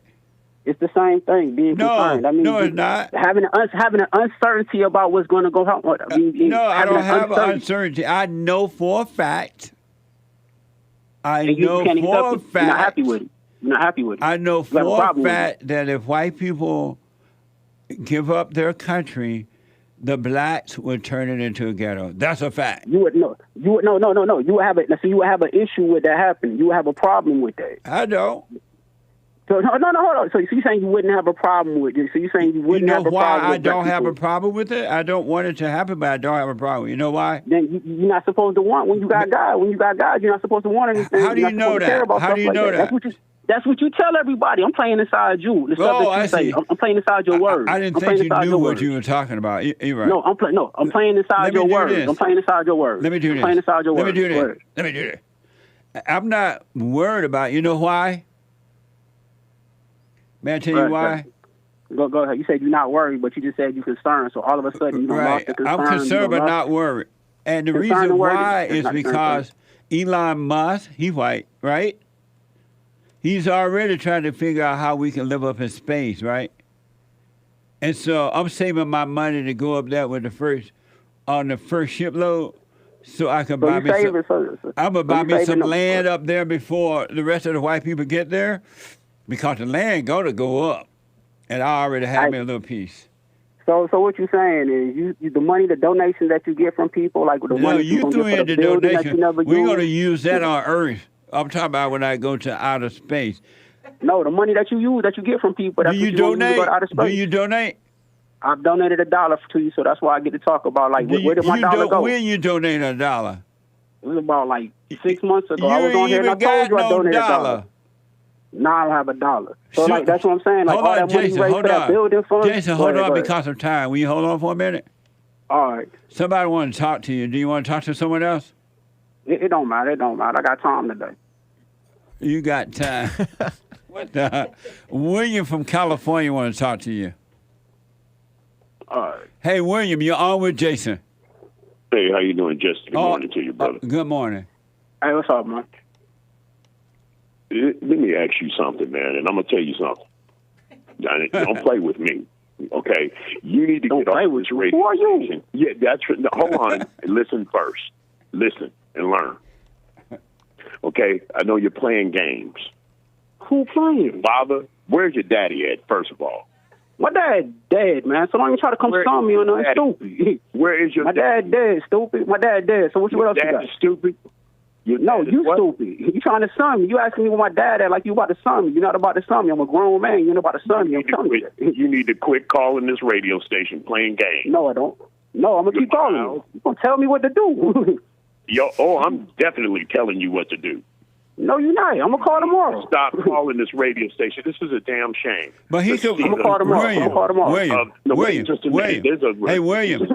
William. Yeah, it's okay that he called the show. He can call. You know what, man? You know what, man? This is what these women done did to these kids. This is crazy. This is crazy. You don't even understand anything you talking about. How you gonna tell me I don't understand? I'm elaborating my point. So you saying hold on. So it's concern and word the same thing. No, hold on. It's concern and word the same thing. You said I don't know what I'm talking about. That's what we were talking about today. You don't know nothing about nothing that you talking about. That's what we were talking about. Tell me, explain that to me. Is worry and concern the same thing? Is worry and concern the same thing? That's what we were talking about. I got my I got my job. William, let's do this. You give him an example of where he's wrong. He might not know he's wrong. Where is he wrong? First of all, this country is not browning. You got too many to go. Second, it's not browning. About you ought to 2050. know. Wait a minute. That man asked you a question. You never answered. What question? What happens when black people move into white people's neighborhoods? I answered that. I said the neighborhoods flourish. The neighborhood in Stone Mountain where I stayed at before I moved. You know what? You don't even believe that yourself. What you mean? How do I know? There's a place called Hidden Hills in Georgia, in Atlanta. Stone Mountain, Georgia. Check it out. Kid. You don't Stone play Mountain, hopscotch Georgia. with Check me. it out, my nigga. Check it out. Don't play hopscotch with me, boy. Wait a minute, boy. Check it out. Hold on, boy. I'm not a boy. I'm a grown man. Boy. Like, you a goof. No, You you're a not. goof. No, you're not. You No, a you're big not. goof, No, you're my not. nigga. You a goof. No, you're not. You a goof. No, you're Shut not. up. You a goof. No, you're You not. a goof. Your You a mom's goof. close to you. You a goof. You a goofy. You a goofy. You need to go back and get breastfed. Need to go back and get. You need to go back and get breastfed because you were dropped. You stupid. You dropped at the hospital. You stupid. You stupid. I got dropped in the hospital. You ain't saying nothing but substance. You're not saying nothing but I'm insult. gonna drop this call, man. Thank you, William. Time out. Time out. Jason. You a goof, man. Jason. What? Calm down. You let him get on. You let him come down. You let him just sit up here and insult me. I just ended the call. I thought he was going to tell you some things, make some points where you were wrong. He ain't got no points. He a goof. But no, that's fine. But that's what I thought he was going to do, make some points where to show you, to try to help you see that you were wrong. All right, let me ask you one more thing, and I gotta give it. Hey, you saying worried and concerned? You said worried and concerned are not the same thing. Being worried and being concerned about something is not the same thing. Right. You don't have you're not about both of them say you care about the outcome of the situation. Worry. No. When you worry, you have fear, and when you have fear, there are emotions attached to it, right? But when you're concerned, you're just concerned without feeling. So if it works out that way, fine. If it doesn't, fine. There is no fear in concern, but there's fear in worry. Let me answer that real quick. Both of them, you have you're not. You don't like the outcome of what's going to happen. If you're concerned about something, that means you're not happy about the outcome. Like, have you ever had a prostate exam? No, that's not true. If you're concerned about it, you're neither happy or unhappy with the outcome. If you're worried about it, then you're either happy or unhappy with the outcome. Not worried. Not true. Not true. Have you had a prostate exam? What do you mean it's not true? It's not. I'm about to explain it to you. Have you had a prostate exam? You ain't my doctor. No. I'm just saying. Have you had a prostate exam? Yes or no? You ain't my doctor. It's a yes or no question. Have you had one? Yes, I had one. And then were you scared? No. I was concerned because they say black men. Hold on. I was concerned. I was concerned. It's like not really worried because I didn't have none of the symptoms of having prostate cancer and stuff like that. I wasn't worried about it because I didn't have none of the symptoms. But I was concerned because being a black man, and we do have a history, black men are prone to having prostate cancer and stuff like that. Are black men the only one getting prostate stuff? No, I'm saying but being a black male in today's time, we are more prone to have prostate cancer. What, because y'all so angry? You say y'all, you're not a black male. No, are you saying that's why y'all prone to it? No, that's not why we prone. I don't know why we more prone to prostate cancer. I don't know the answer to that. Where did you get the language from being a black man? No, it's because cancer don't care what color you are. Yeah, but statistically, black men have a higher rate of having prostate exam because they do not go to the doctor as more like white people do. Oh, so black people don't go to the doctor because they rely on the government? That's not. See, you just got to see.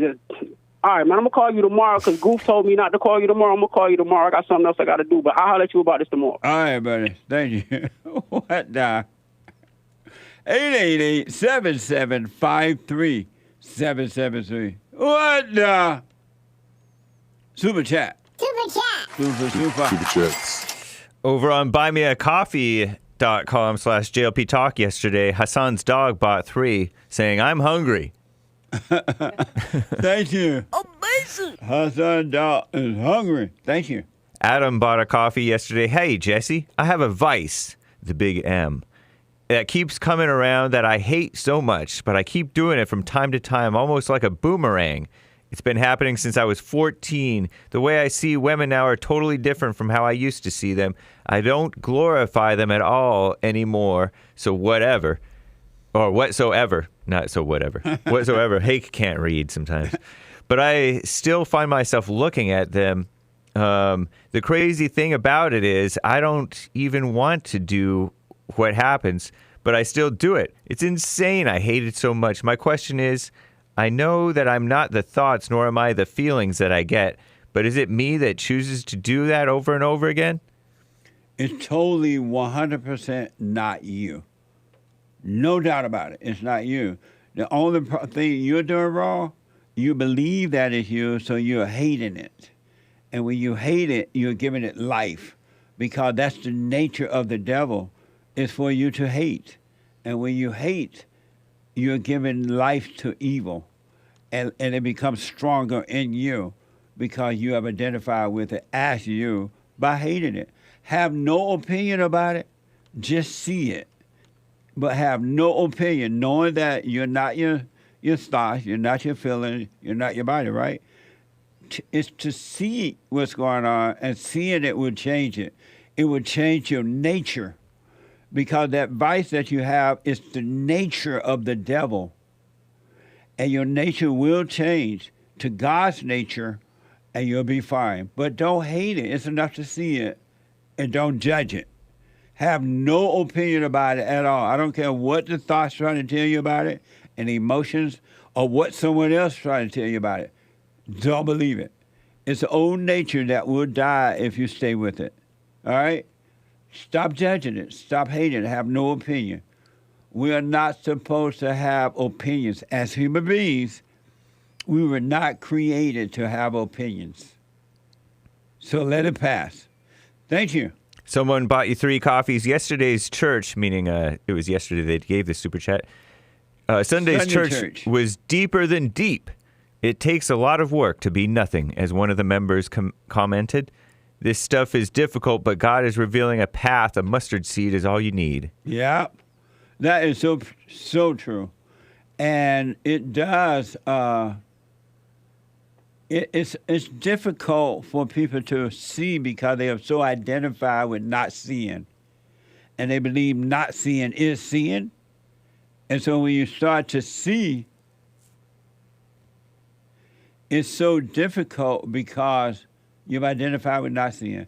But stay with it, and check out, you can podcast the fellowship if you weren't there if you were not there, by going to rebuildingtheman.com/church. Thank you. Rebuildingtheman.com/church. Check it out. Thank you. DJ bought 3 coffees. Just discovered Hassan's music and the artistic side over the weekend. He's amazing. He has amazing talent. I don't know what's wrong everywhere, but he got amazing talent. He's very talented. Thank you. And that's the truth. He said thanks. Amazing. Evgeny Crosby with a couple of diamonds yesterday. Hake needs to start cussing up a storm and blaming Whitey. YouTube loves those type of guys.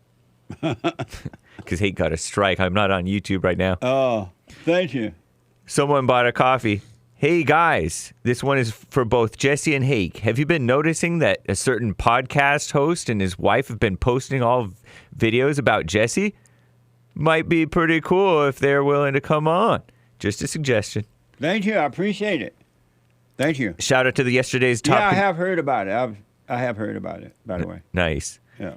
WD41, Games for Rec, Ringlehands, Bing Bong, Kid Combo 1, 555-555-5565.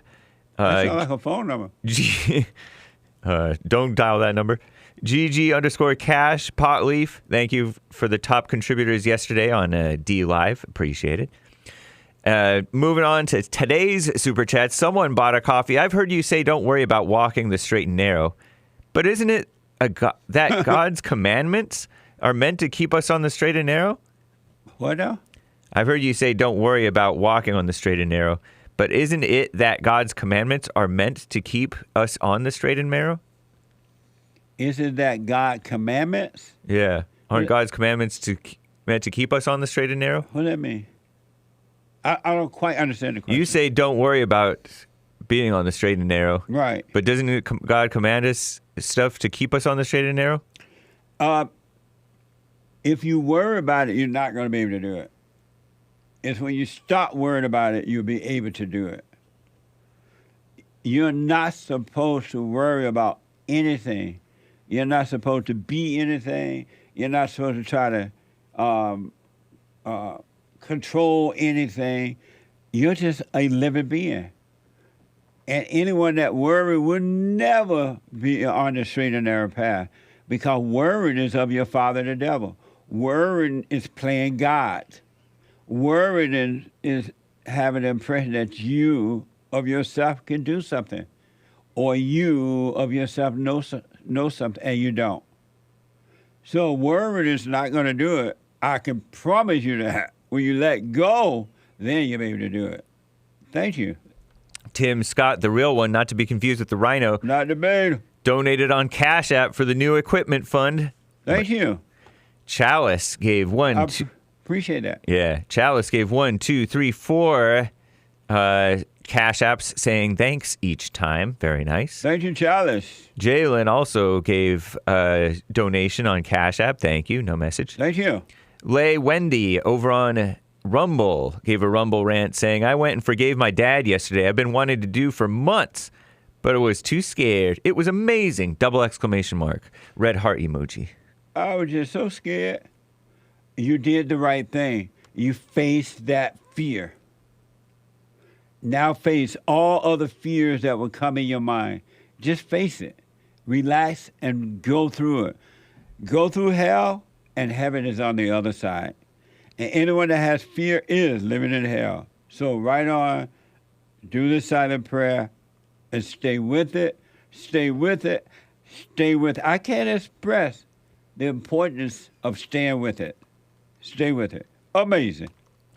Over also on Buy Me a Coffee, Gregory DeRosa, 5.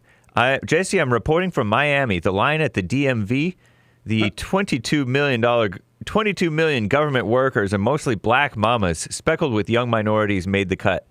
I am the only white, surrounded by American blacks, screaming, arguing with the Haitians, and my Cuban friend is translating that Spanglish mess again.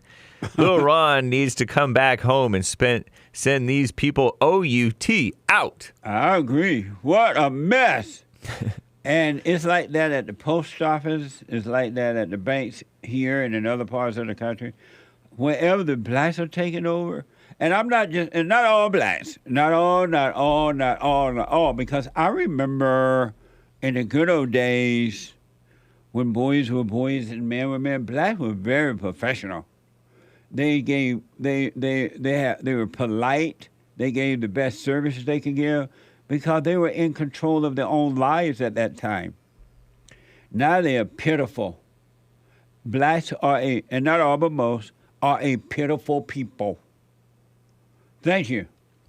Urinal Chills Rumble Rant. First time I heard the connotation tailspin in a positive manner, because I know things were great with the Trump administration. Oh, yeah. That's for sure. I think he's referring to KJP talking with her up talk. Oh, no. What a mess. Thank you. Cabico Joe 67656 bought a coffee, answered the biblical question. What distinguishes you from other people? Other than my physical attributes like DNA, iris, fingerprint, nothing distinguishes me from others. I have the same opportunity to go to heaven or hell as others. I'll put my 2 cents in on Sunday. Amazing response. And by the way, if anyone that has not overcome anger is already in hell. Thank you. I appreciate it. I'll put my 2 cents in on Sunday. WD41 bought a diamond. Amazing. Amazing. Thank you. I got to take a break. I guess that's a hint. 1 more hour to go. Hate is coming with the hate news, not the fake news. I'll be back in a moment. I can't believe 2 hours gone. Steve, thank you for calling and thanks for holding. How have you been helped by the show? I'm going to tell you this. I believe you might go down in history as one of the greatest, if not the greatest, black man that ever lived on planet Earth, as far as I'm concerned. I don't know anybody before you that's been that great. You know, freeing the slaves is one thing, but you've been freeing people of their mind, which matters, it should be anyhow, to you more than anything else, because with the mind not being right, there ain't nothing else going to happen right anyway. If you can doubt every thought because you're not your thoughts, if you can doubt every thought, knowing that you're not your thoughts, you don't create them, they're not from God, that they're from the deceiver, the great deceiver, Satan. If you can doubt every thought, you can be free, just like that. At an instant.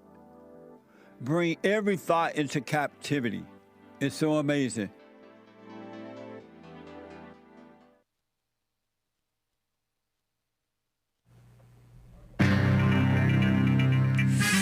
children are taking more melatonin than ever to sleep. Young thugs on a RICO trial for co-founding a violent gang in Atlanta. He's a rapper. And Dr. Jill, the first lady, put up 98 Christmas trees at the Black on the Inside White House, pretending that they're Christians. And a Southwest passenger jumped out of the emergency exit, jumped on the wing, and got chased on the tarmac, I guess. Wasn't making sense. This is the end of Hour 2 of the Jesse Peterson Show. It is Country and Western Tuesday, November 28th, AD 2023. Stay tuned for Hour 3, last hour of JLP, coming right up with a great hour coming soon. But first, fake news, not fake news. Drugging kids? Who's napping more? Children, say the far-left female-run outlet The Skim. A recent study found the use of melatonin for American, quote-unquote, children under the age of 14 is exceedingly common. Increased in the last 2 decades across all ages. About 1 in 5 children are given melatonin, a hormone produced. Is it a hormone or a drug or both? Produced in the brain that controls a person's sleep cycle by parents to help them sleep.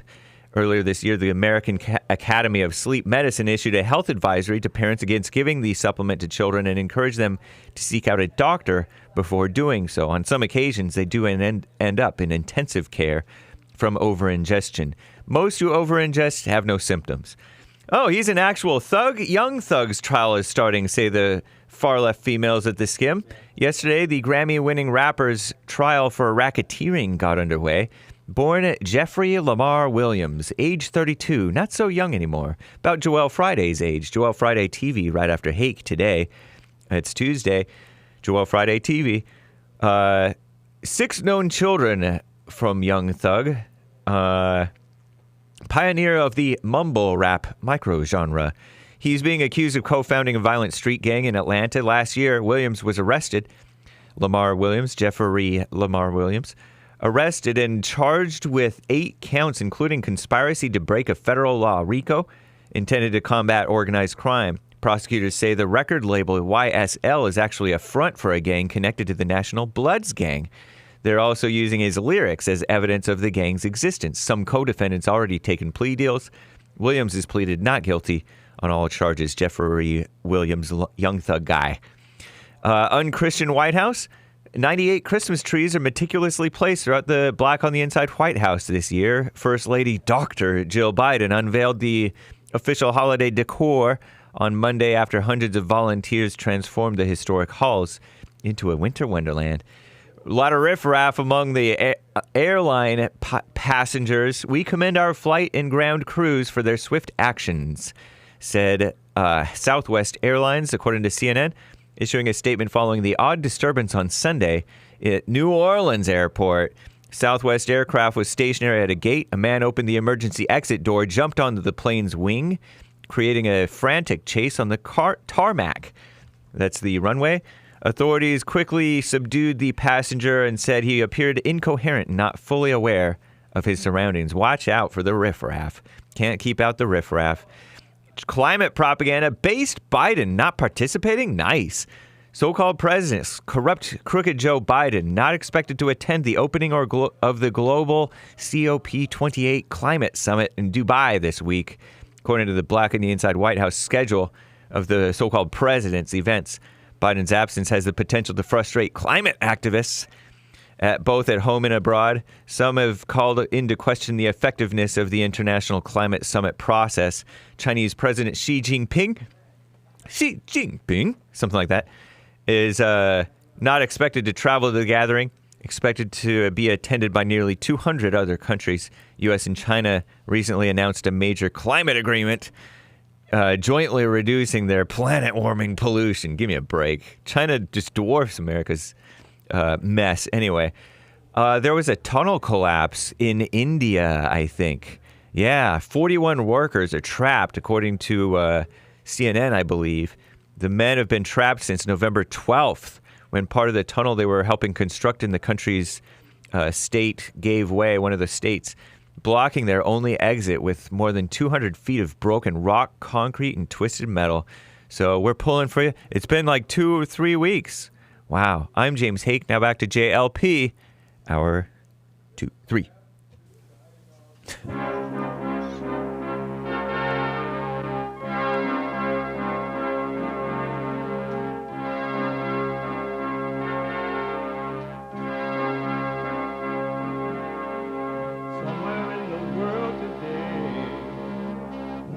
got to stand up strong, think the truth about themselves to understand what went wrong. I know we can find a way. I know we can find a way. I know we can find a way to stand up, stand up, stand up.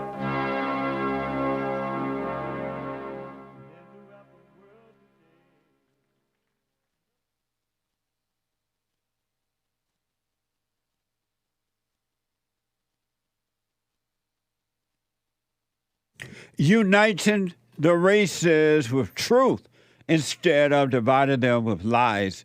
We're also rebuilding the family by rebuilding the man. I am Jesse Lee Peterson. Good morning. Hi, y'all. You can get involved by calling 888-7753.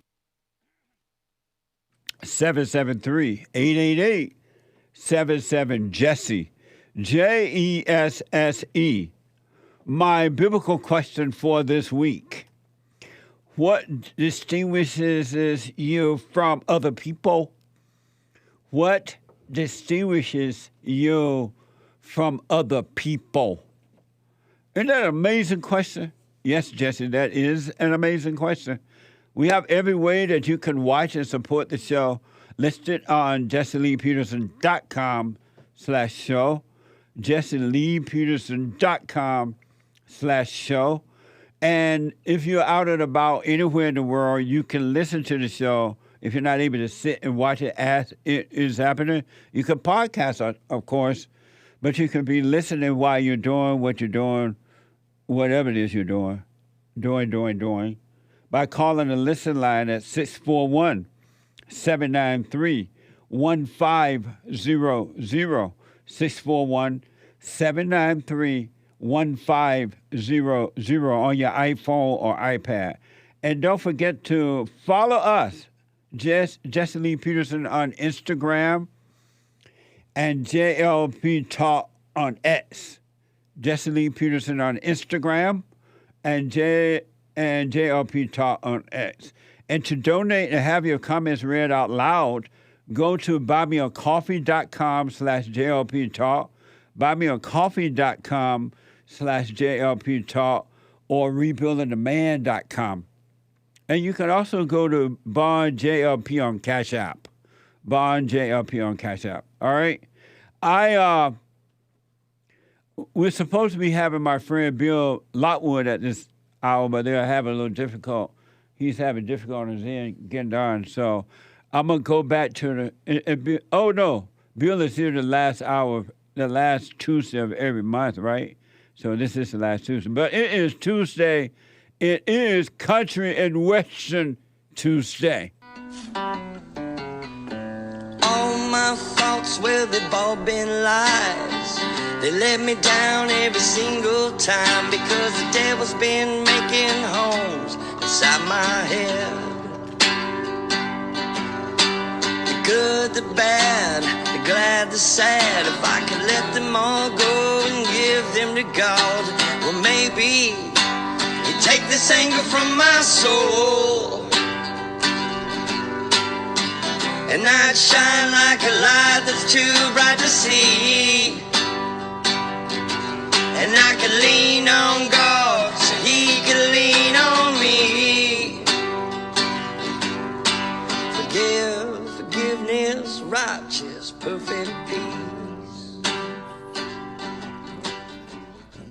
Amazing. Amazing. Pete, I know I've thanked you already for that song. Pete from Alaska. That's an amazing song, Pete. What the? It really is. So we're still waiting a little bit longer for Bill Lockwood. In the meantime, I'm going to take some calls. Let me go to Phil, a first-time call out of Indiana. Phil, thank you for calling and holding you on the air. Good morning. Good morning. My question was, I'm coming back to Christianity, and I was kind of struggling with pornography. I was like, how do I deal with that? Oh, okay. And when you say you're struggling with it, how are you struggling? Like some days I'm able to go without doing. Well, some days I'm able to go without doing it, and then I feel like it's always during the night that I struggle with it. Oh, I see. Here's what I highly recommend is that try to avoid doing it, of course, but if you find the urge so great that you can't help it, be aware of yourself doing it. Don't go unconscious. Just be aware of it doing it, and then don't judge it at all. Don't call it good. Don't call it bad. Don't call it right. Don't call it wrong. And being aware of it, I promise you, God would change that nature and you would no longer have to deal with it. He would take it away. God is not holding that against you, and it's not you at all. So don't judge it. Don't judge yourself. It's enough to just see it, but do not be angry about it. And it will change because as your heart has changed, have you gone and forgiven your mother and all that? Well, I mean, I've apologized to them about things. You have forgiven them? You forgiven your mother for what she done to you? I haven't spoke to her lately, no. I recommend you forgive her for turning you away from your father and imposing her will on you, because that's why you're addicted to that stuff, because of you hate women, you hate your mother, right? And you become attracted to what you hate. And so forgive your mother for turning you away from your father. Hey, mother, I'm sorry for resenting you. I realize you couldn't help yourself. I see that I can't help myself because that same spirit in you came from your mother, and she couldn't help herself. But now that you're starting to work on yourself, forgive her and your father for not protecting you from her. He can help it. And God will forgive you. He will change your nature, Philip, and all that stuff will be gone. It's the nature of evil. It's not the nature of you. All right. So don't struggle with it. Are you doing the silent prayer? No, I don't. I'm not sure what it is. Go to rebuildingtheman.com. rebuildingtheman.com/church. rebuildingtheman.com/prayer. And I want you to start doing the silent prayer. Forgive your parents. Do the silent prayer, and God will bring you out of your imagination, and all that stuff will disappear. It's not you. It's not your nature. It's the nature of the devil. Don't judge it anymore, William, and you'll be done with it. You'll have self-control. Right. Could I ask a question or no? Yes. Just by me staying the pornography, how can you tell, well, how could you, what would make you think that I hate women? Well, all men who are born through their mother, all men hate their mothers. They hate women because their mother, and it's not her nature, but the mother's nature is that of evil because of what Eve did. And so mothers make their children angry when they're growing up by imposing her will on them, recreating them in her image, and turning them away from the father. And so when you forgive your mother for doing that, your anger is going to be taken away, which is not your own, but the anger is going to be taken away. Your heart will be changed from anger to love, and then the light of God will change your whole nature and everything. But all men hate their mothers until they forgive her. All right. Thanks. I'm sorry? Oh, I was just saying thank you. You're welcome. So do the silent prayer, forgive, and God will do the rest. Let me know how it goes, all right? All right, thanks. All right, buddy. Stop struggling. You can't struggle with evil. You overcome evil with good by forgiving. Is Bill ready? Not yet. He is ready? Oh, okay. Listen, callers and super chats, hold on. We finally got Bill, my friend, on, your friend, and the friend of the world. He's going to be the next president after Donald Trump. But, and I'll get back to your calls and super chats in a minute. Bill Lockwood is here every last Tuesday of the month. And Bill Lockwood is writer and preacher, host of Patriotic Pulpit podcast, and Bible studies with Bill Lockwood on YouTube. He's also a preacher at Our Park Church of Christ and teacher at which is called Christian School. And as I said, he is here every last Tuesday of the month, one of the smartest white men on this side of heaven, Bill Lockwood. Hey, Bill. Hey, Jesse, how are you today? All is well. How you doing? Great. Can you hear me pretty well? I hear you good, but the video is not clear. Oh, is that right? Well, that may be me here. I don't know. It looked like you, no, it looked like you're sitting in a heat wave. You know how you're in the cotton field? Oh, yeah. And it get real hot, and you see the heat wave. Well, that's not the case. It's pretty chilly here. So should we go with it? Oh, okay. So, Bill, I'm glad to see you. How was your Thanksgiving, your family, and everybody? Everything was great, Jesse. You know, I went to Alabama, your home state. Sweet home Alabama. Sweet home Alabama. You know, I was in North Alabama in Florence area. My daughter lives there, and her name is Megan. So I went and visited Megan and her husband and my granddaughter there, and my son Dan from Austin and his wife. They went with us also. So at any rate, we had a great time. Me and Anita went over there. So we stayed there a week, and we were out in the country, and so it was really nice. Very nice, Bill. I'm glad to hear that. I'm not trying to hit on your wife with what I'm about to say, all right? Okay. Okay. I don't know if have you ever met Bill's wife, Nick? Bill has a beautiful wife. Bill, did you know your wife was beautiful? Yeah, she is beautiful, isn't she? Anita, yeah. I used to want to tell you that you had a pretty wife, but... Okay. And, you know, she's such a caring and loving person, too. So, you know, but I really rely on her. As a matter of fact, she came in here to help me kind of get set up on the computer before we got going, because I always have trouble. I'm a little bit technologically challenged. Too. Yeah, me too. And you guys helped me too greatly. I mean, you know, Sean and Nick, and then I had Tracy, who's my helpers here. He was on anyway. So they were all helping me, and I was just kind of sitting here waiting for something to happen. Well, God broke the mold when He made your wife. Well, thank you for that. She is a good woman. Yeah, she really is, Bill. She really is. Yeah, thank you, Jesse. So, Bill, I want to talk about the war with Palestine and Israel, and then the reaction to it around the world. You have all these rallies and protests and people fighting one another, and all kinds of things are happening. But I want to know, I know the war is happening, but it seems like something else is going on that we are not, well, most people are not paying attention to it. I'm not sure if I'm right about it.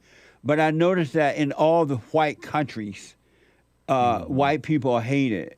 In all the white countries, including Israel.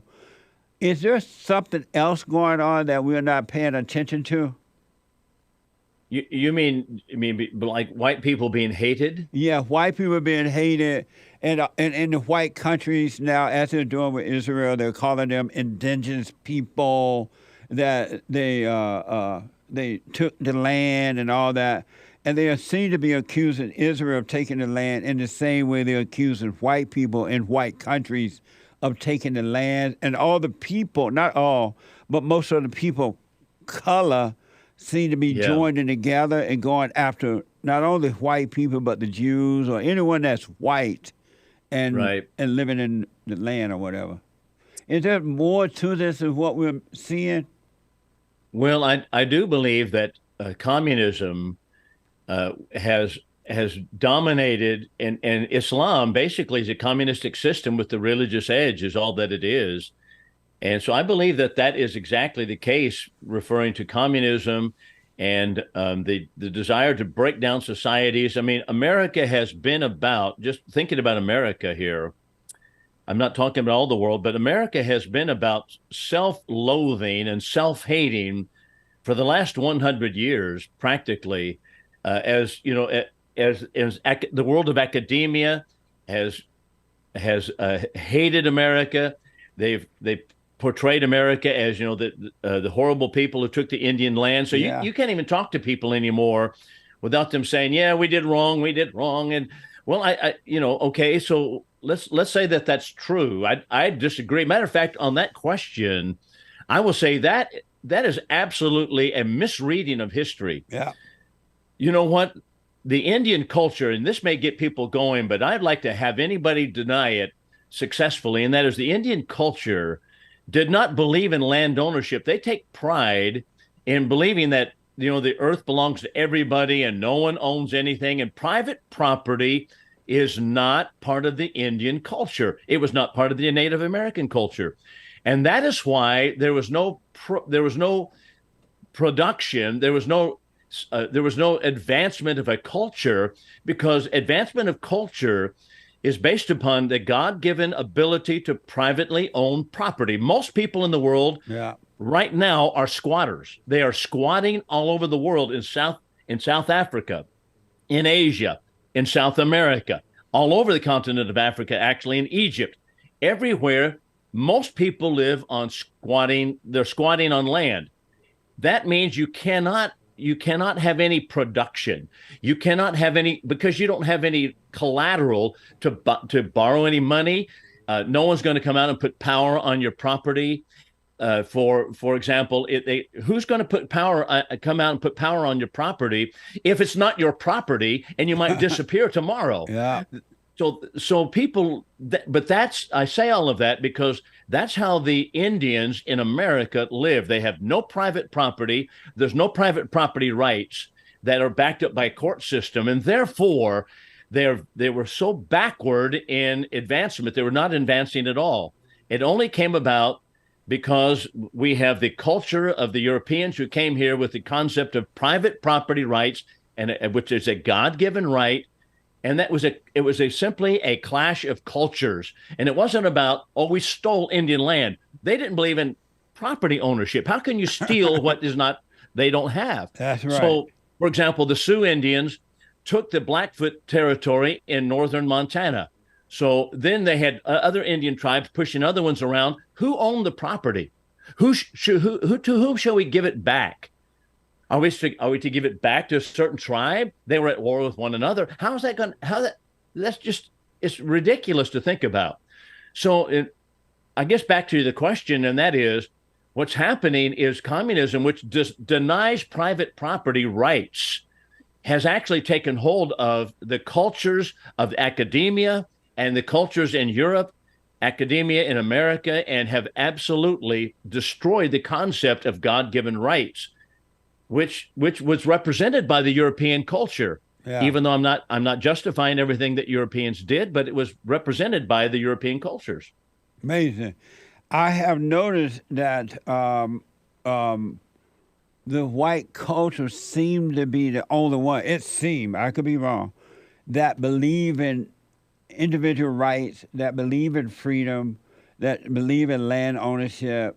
In their countries, they have set it up where you can be a great attempt for you to be an individual, independent person. And the other cultures have not seemed to do that, have not seemed to have done that. And so when they go into the white countries, they want to destroy that. And I'm like, why would you come into countries? Why would you go into countries that believe in freedom, and you're coming from socialists coming to this country that don't believe in it, but you want to go into those countries that believe it and destroy those countries and put yourself back in slave? It doesn't make sense to me. Well, it is sad. I mean, and that's kind of it's happening in America in some respects, that we're losing the concept of God-given rights, and individuals only have value because we are created in the image of God. Yes. And so if we don't believe in God, if we don't believe in biblical values, then how are we going to uphold the concept of the value of an individual? You cannot uphold the value of the rights of an individual at all. Yeah. So all you have left is one culture against another culture warring, and you have class warfare, and that's what communism calls for: class warfare. They don't believe in individual rights. So I believe that's where the line is drawn. What a mess. I want to... Yeah, it is a mess. That says it all, Jesse. Oh, yeah. I want to... They're like all across look like the world, but especially the white countries, there are protests and battles happening between the Palestinians and those who are supporting the Palestinians right now and those who are supporting Israel. And they're clashing and they're fighting one another. But when you talk to them like one-on-one, because I've talked to some of them, they don't really know why they're fighting one another. They're doing it because of what the media said or their leader said. And when you ask, well, does that make sense to you? They haven't thought about it. They're just clashing based on what somebody else said without understanding. Yeah. What do you think about that? Oh, yeah. So there's several things, but one thing is that this is the result of not following the advice of the founding fathers, who told us that you can be involved in all these nations in trade and being friends with all nations, but do not get wrapped up politically in other nations. So that's exactly what we have cast aside for the last 100 years. So when Palestine was set up, or Israel was set up, it was set up primarily by people who were in the evangelical Christian world, so-called, who pushed in Great Britain and in America to create a state of Israel. The Arabs were living there for 100 years, and the British tried to do it. They tried to manage it for about they came in there after World War I, and they took the land. You know, they had a general come in named Alabi came in, and they took the land from the Ottoman Empire. But the Brits wanted a moral reason for doing it, so they said, well, this is the ancient homeland of the Jews, and so they wanted to encourage Jews to come there. There were some Jews there already, but predominantly, perhaps 80 to 90% of the people there were Arab in extraction. They were Arab people. So they took the land, the Brits did, and they encouraged Jewish immigration there, and that started causing problems because then they wanted to set up a government where they could have, okay, we're going to partition Jerusalem this way, we're going to give this half to the Jews, give this. What would people in California or Texas say if the government came in and said, okay, this land in Texas belonged to the Comanche Indians 300 years ago, and therefore you need to move right now and get out of the way? Well, you know what? We're going to have problems. Yeah. And so that's exactly what the United Nations finally took over. In 1948, they created the State of Israel. But before that, the prime minister who became the prime minister later, Ben Gurion, I think is his name, he actually was a head of a terrorist organization, Jesse, who blew up part of King David Hotel and killing British soldiers. They murdered other people. They were just terrorists. He became later the prime minister of Israel. So the Arabs responded in kind, and I'm not to say that they didn't have their own problems terrorist-wise, but that's how it was going. And the United Nations came in and said, okay, we're going to create a partition plan here, and we're going to separate you people and you people. And the United Nations, sponsored by the United States, the communists and the United States government, wanted to get in there, and we intermeddled in Israel, and we've been intermeddling ever since. And that's causing the problem. So now the Islamic states have infiltrated our world of academia, and they're pushing back heavily. And so it is, as you said, it's just a mess. Yeah. But that's how Israel was created.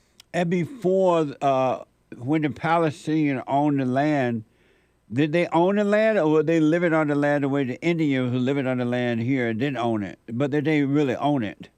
Well, it might be both in some respect, because it was the Ottoman Empire under the Ottoman rule.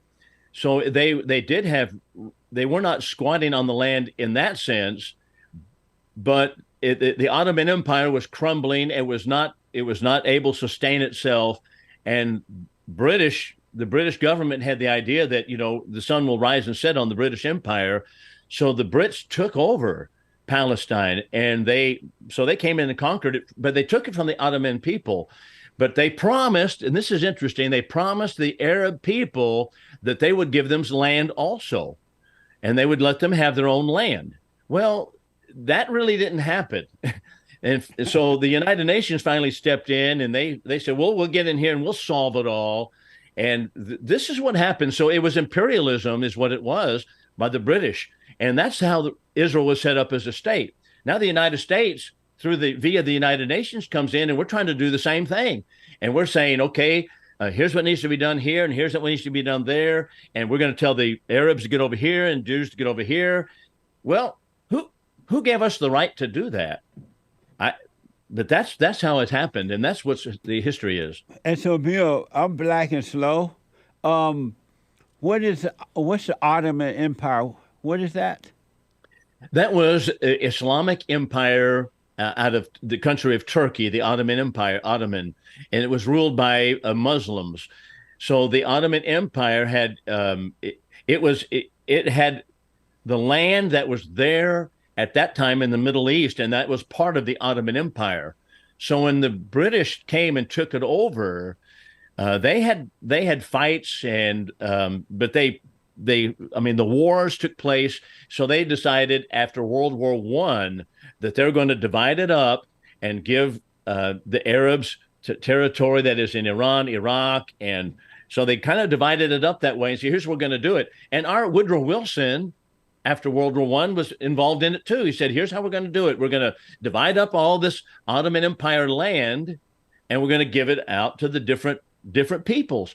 Well, that's almost like, that's stunning to think about, how we would be so intrusive to do that. Yeah.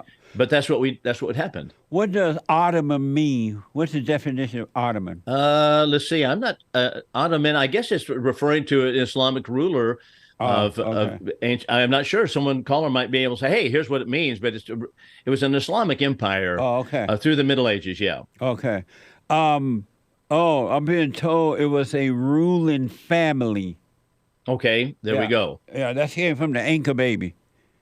Okay. Okay. That's great. And so I have some other questions about this. I'm sorry that your computer wasn't working well this morning, but I want to ask, how should this thing be settled then, if it's true that the Palestinians were living there and they went and took this land? How should it be settled right now and be all over? Well, you know what?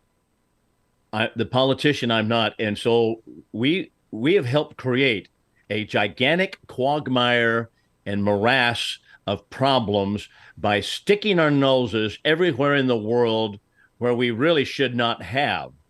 And now at this point, it's almost as if, well, what is your choice but to come in there and help it out? I don't know what really happened, because the Palestinians are not going to be happy with, okay, get out of the Gaza Strip. That's what Israel says that needs to happen. Unfortunately, the people who are the evangelicals of the world, and we talked about these last time, the famous preachers, the Jerry Falwell, the late Jerry Falwells of the world, the Tim LaHaye's, all those guys like that, and the Franklin Grahams, they're all about this belongs to the Jews because of the Old Testament, and get out Palestinians all the way from, and so the river to the sea. So then now you have the river to the sea now you have the Islamic people, such as those in Congress, who are saying the same thing, saying, no, get Israel out. So now we've helped create a gigantic problem. Yeah. And it's even the case that conservative presidents in the past, such as Ronald Reagan, they were themselves Zionists. They believed in the state of Zion and wanted to assist the Jews in that. So that came from a mistaken biblical view. And that's a mistaken biblical concept. Let me take a quick break, Bill. Yeah. We'll come back and finish up on this. 888-7753-773. A quick break. Back in a moment.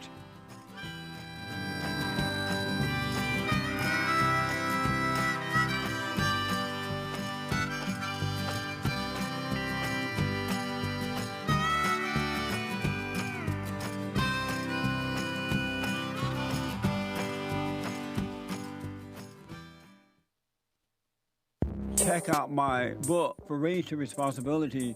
I show you how I was able to overcome anger. The spirit of anger was taken away from me. I had it. And as a result of having anger, I was insecure. I had doubt, worry, fear. I was in a fallen state and didn't know it. And it wasn't until I went and forgave my mother, who tried to turn me away from my father. I forgave my father for not being there and returned back to him. My spirit connected with his spirit, and through him, I was able to return to God. And I have perfect peace. Perfect love casts out anger. And when anger is gone, fear and doubt, worry, insecurity, suicidal thoughts, all of that is gone, and you are free. Amazon.com, Barnes & Noble, or if you want an autographed copy, you can go to my website at rebuildingtheman.com or call 800-411-BOND.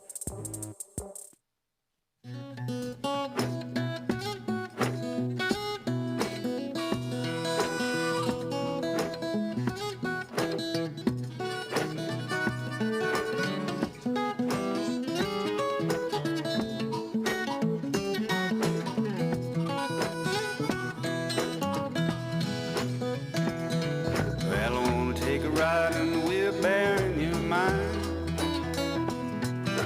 Take me all around to the thinking places where you spend your time. Ain't no place I'd rather go. You're a funny little critter and I love you so. And I wanna take a ride in the wheelbarrow in your mind. I come and sit down with me in a rocking chair. Coffee pot, nice and hot, we can sit in our underwear. Tell me about the dreams you had last week, swimming all around with the fish in the sea. Okay, let me tell you all this. The Hake Report. The Hake Report is coming up at the top of this hour. The Hake Report from 9 to 11 a.m. Pacific time. And right now, Hake is not on YouTube. They don't like him right now, so they're not playing with him for a whole week. But you can get Hake if you go to, they're going to tell me in a minute. If you go to Rumble, D-Live, Facebook, Kick, K-I-C-K. So, and thehakereport.com. Yeah, just go to thehakereport.com. It's all listed there. He's everywhere else but YouTube this week. And so he's on from 9 to 11 Pacific time. And then after the Hake Report, Joel Friday TV, he black. Every Tuesday, Joel Friday TV at 11 a.m. And he's on fire. He may not know how to spell, but he know how to talk. At 11 a.m. and dance. Joel Friday TV. And then at 12 noon, the American Anchor Baby. Right after Joel Friday. The American Anchor Baby. All right? At 12 noon Pacific time. 888-7753-773. I have a little more time with Bill, so I want to get back to Bill Lockwood, our friend, your friend, and the friend of the world. Bill, tell the folks how to get to your website, Patriot Pulpit Podcast, and all those good things you're doing. Yeah, thank you for that, Jesse. Yeah. It's a Patriotic Pulpit. It's a .com address, Patriotic Pulpit. Actually, the website is American Liberty with Bill Lockwood. I still have that. I do that simply so that people might donate to the program. Yeah. But the radio show is Patriotic Pulpit, and that is on Spotify app as well as Amazon Music app, Patriotic Pulpit. And also, I have Bible studies with Bill Lockwood. Those are what I preach in the pulpit when I talk about the book of Revelation. I taught a class on that recently, as well as other classes. And I'm starting a series, matter of fact, this Sunday, called Zionism, the Middle East, and End Times Madness. And so that will be a series running through January in the pulpit. So those will be all on the Bible Studies with Bill Lockwood, and it's at the Iowa Park Church of Christ. Nice. And I do want people to support. Believe me, y'all won't be disappointed about supporting Bill Lockwood. And we need him. If ever we need Bill Lockwood, we need him now. Well, thank you for that, Jesse. Is that a picture of you on your own shirt there? Yes. Okay. Okay. That was designed by my audio engineer, one of the experts here. Hassan did that. Do you see me standing there? I do. I saw that and I thought that looks like the picture. I like it. Okay, that is great. Yeah. I need to have a doll like that made of me. That's good. Absolutely. That's what Okay. that's my country and western doll. Okay. So, Bill, the last time you were here, oh no, let me ask you this first. Is Yeah. it true that the Ottoman family or the rulers of the Ottoman, did they own white slaves even after slavery ended in America and other places? Did they own Well- white slaves? Yes, there was white slaves all through the Ottoman period, right? And as a matter of fact, John Smith, who was a founder of Jamestown in Virginia, he himself fought against the Ottomans and was taken as a slave. He was a slave. He was an Englishman, but he was taken as a slave, and his story is pretty fascinating. But there were a lot of people like that they were taken as slaves, right? Wow. And so because the Quran teaches it. The Quran teaches slavery. Yeah, I know that there are blacks who are still enslaved in some part of that country by Arabs and things like that. You just don't hear anything about it now. And when I first started radio, we used to talk about it a lot. But you don't hear anything about it. You don't hear anyone complaining about it or anything. No. Why isn't it well known that the Ottoman enslaved white people and that white people have been enslaved, I guess, in other parts of the world too? But why isn't that talked about as much as they talk about black people being enslaved? Because Marxism, communism, their narrative dominates academia and dominates the media. And their narrative is that they must create problems between the blacks and the whites. Consequently, they continue to thump the drum that whites own black slaves, and that way they keep the black population upset and always on the cusp of violence, because after all, the whites enslaved the blacks. And so Marxism has always insisted on it. Matter of fact, communists, if one could read, as I have read several of the statements that are made, some of the briefings that were made by Vladimir Lenin and Khrushchev, Stalin, and people like that in the Soviet Union, their goal always was to create a division between blacks and whites in America. That's how you bring the downfall of America. So how do you create that division? By continuing to harp on the idea that blacks were enslaved in America, which of course is a historical fact, but nevertheless, they continue to harp on that as if it's somehow occurring today, and somehow we all have this prejudice against blacks. And so it just continues it's a tool to stir the black population. Why don't we hear, and that is so true, 100% true, but why don't we hear white conservative, maybe Christian people or the white educated people, conservatives, talking about white slavery too? Because there's this impression that white people never been enslaved. You don't hear anything about it. Why don't we hear something about it sometimes? Yeah, you know what? This is interesting. I was in a discussion with a man not long ago, and I told him, I said, and he was decrying slavery in America, which of course we all do. But I pointed out, Colossians chapter 3, Paul tells the slaves that they're to be obedient to their masters. Yeah. And the idea of releasing slaves was not something that they should do by violence nor by force, but the permeation of Christian principles in the hearts of individuals. And as those principles permeated society, then slavery was eradicated. It would have been that way in America had it not been also for the case that it was an economic issue as well. But the founding fathers knew. Matter of fact, the founding fathers, Thomas Jefferson, his first act as he was in the House of Burgesses in Virginia was to get rid of slavery. Now, people wonder, said, why would he do that? Because he owned slaves. But he realized, as did all of them, that it was a wicked institution, and it would bring the downfall of America if we didn't get rid of it. They tried to get rid of it. They put in the Constitution a plank that said no more importation of slaves after 1808. They wanted it to get rid of it on a time frame period, because you can't come out and say, for example, just like today, people they want us to go to green energy. Well, they can't come out today and say, okay, Biden's going to say today, all right, you don't drive a gas guzzling car no more today. Starting today, no more driving. Well, what are they trying to do? They're trying to phase us off. Yeah. I think it's all wrong, but they're trying to phase us off an economic system that was built upon the coal industry, the petroleum industry.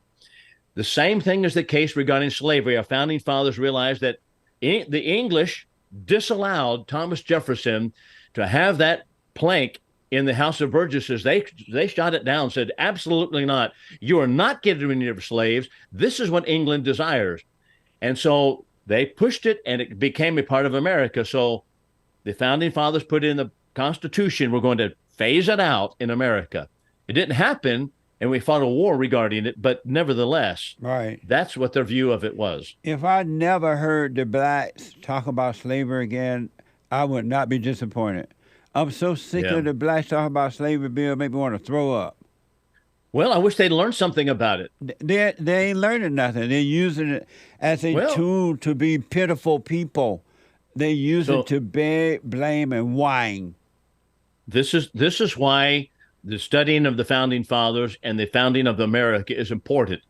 But we don't hear anything about that. People are not learning about that. They're not learning that, okay, people like Thomas Jefferson, yes, they owned slaves. They were sold slaves. They inherited them, but they wanted to get rid of them. And it's just like I got into this little Twitter battle. I hate getting Twitter battles, with people, but I said, we need to get out of socialism. And they say, well, do you participate in any government program? Well, obviously I do. You can't live in America and not participate in the government program, but that doesn't mean that I don't think it's wrong. So the same thing there. They didn't like it. They decried it. They thought it was a horrible institution. It would bring the default of America, and they tried to get rid of it. But it's not so easy just to get rid of it that way. So anyway, that's something people need to learn regarding the founding fathers. But they don't want you to know that about the founding fathers. I want to ask you this, and then I want at least one call. I want you to take at least one call. Time is going by so fast. Okay, that'd be fine. You said last time you were here, you said that you were you said he is a Jew who goes inwardly. And you remember that? Yeah, that was Romans 2, 28 and 29. And I want you to explain what that means and what percentage of Christians you think go inwardly. Well, the last part of your question is a heavy question, because there are a lot of Christians who do not believe this. But the Bible teaches, not only in Romans 2, 28 and 29, but also in multiplicity of other passages, that there's neither Jew nor Greek, bond nor free, male nor female, or all one man in Christ Jesus. Being in Christ erases Jewness and Gentileness. It erases male and female as far as their standing before God is concerned. Therefore, Romans 2, 28 and 29, he doesn't say just go to the inside. He says he is not a Jew who is one outwardly, but he is a Jew who is one inwardly, whose circumcision is not of the flesh, but of the spirit in the heart, whose praise is not of men, but of God. That is to say simply that Jewness is no longer defined by New Testament terms as an outward racial category. Jewness, God's Jew is the Christian. And that is something that people need to learn. The Bible teaches it in Galatians 3:28. The Bible teaches it in Romans chapter 9, verses 23 and following. The Bible teaches it in Ephesians chapter 2, verses 11 and following, that we can all be one man in Christ Jesus, no longer being Jew and Greek, no longer the distinctions that way. So God's Jew is the Christian, not a racial person. What do you say to people who say that, well, they don't like the Jews, and these are like non-Palestinian and Palestinian folks alike, and they call Israel, what do y'all call that, Hassan? Synagogue of Satan. Oh, they call Israel synagogue of Satan. What do you say about people who say that? Well, the synagogue of Satan is terminology from the book of Revelation, where the synagogues were persecuting Christians. But I point out that Judaism as a system before God is dead. There is no Jew or Greek in Christ, and right. Judaism as a system is dead. It was replaced by Christianity. Christianity is the system that God utilizes now, and the book of Hebrews is all about this. So those who go back to that and talk about the Jews being the synagogue of Satan, I simply point out that there is no pleasing God in Judaism today. You can't even read the Gospel of John and not come away with that idea. Jesus pointed out to the Jews he was talking to. He said that they were of their father, the devil. They wanted to rely upon the Jewishness, the Jewish history, and he pointed out to them the same thing we're talking about, and he pointed out to them that they were of their father, the devil, simply because they were opposing Christ. Anyone who opposes Christ is of the synagogue of Satan, and that would include Muslims too. So was Jesus talking about the Jewish leaders, the preachers and things like that? Because all the people all his disciples were Jews, right?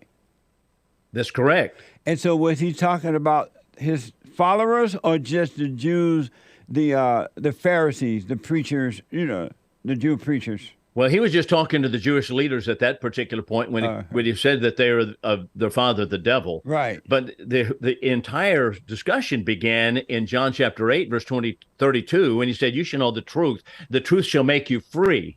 It's the truth that makes you free. And they said, well, we have never been in bondage to any man. Why do you say we shall be made free? And Jesus said, if you follow sin, then you are a slave to sin. That's verse 34. So that's how the discussion began. Why? Oh, so let me ask. I need a short. I'm so sorry, Bill, but I need a short answer. That's okay. Because of time here. Okay, I'll try to give a short one. Am I a Zionist?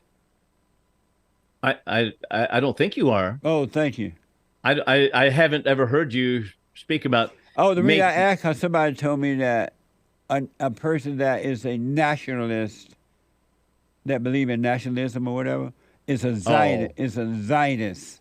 No. National Zionism is believing in the national state of Israel, not America, not being a nationalist for America. Oh. Yeah. Oh. No, Zionism is not simply nationalism. It is to say that Israel is a national state that has been formed by God, and that is the national state that we need to support. That is Zionism. Oh, so you can't be a Christian and a Zionist? Not a faithful Christian, no. Oh, okay. Wow. No. One other quick question. Why are there Muslim nations that won't take the Palestinian refugees? Yeah.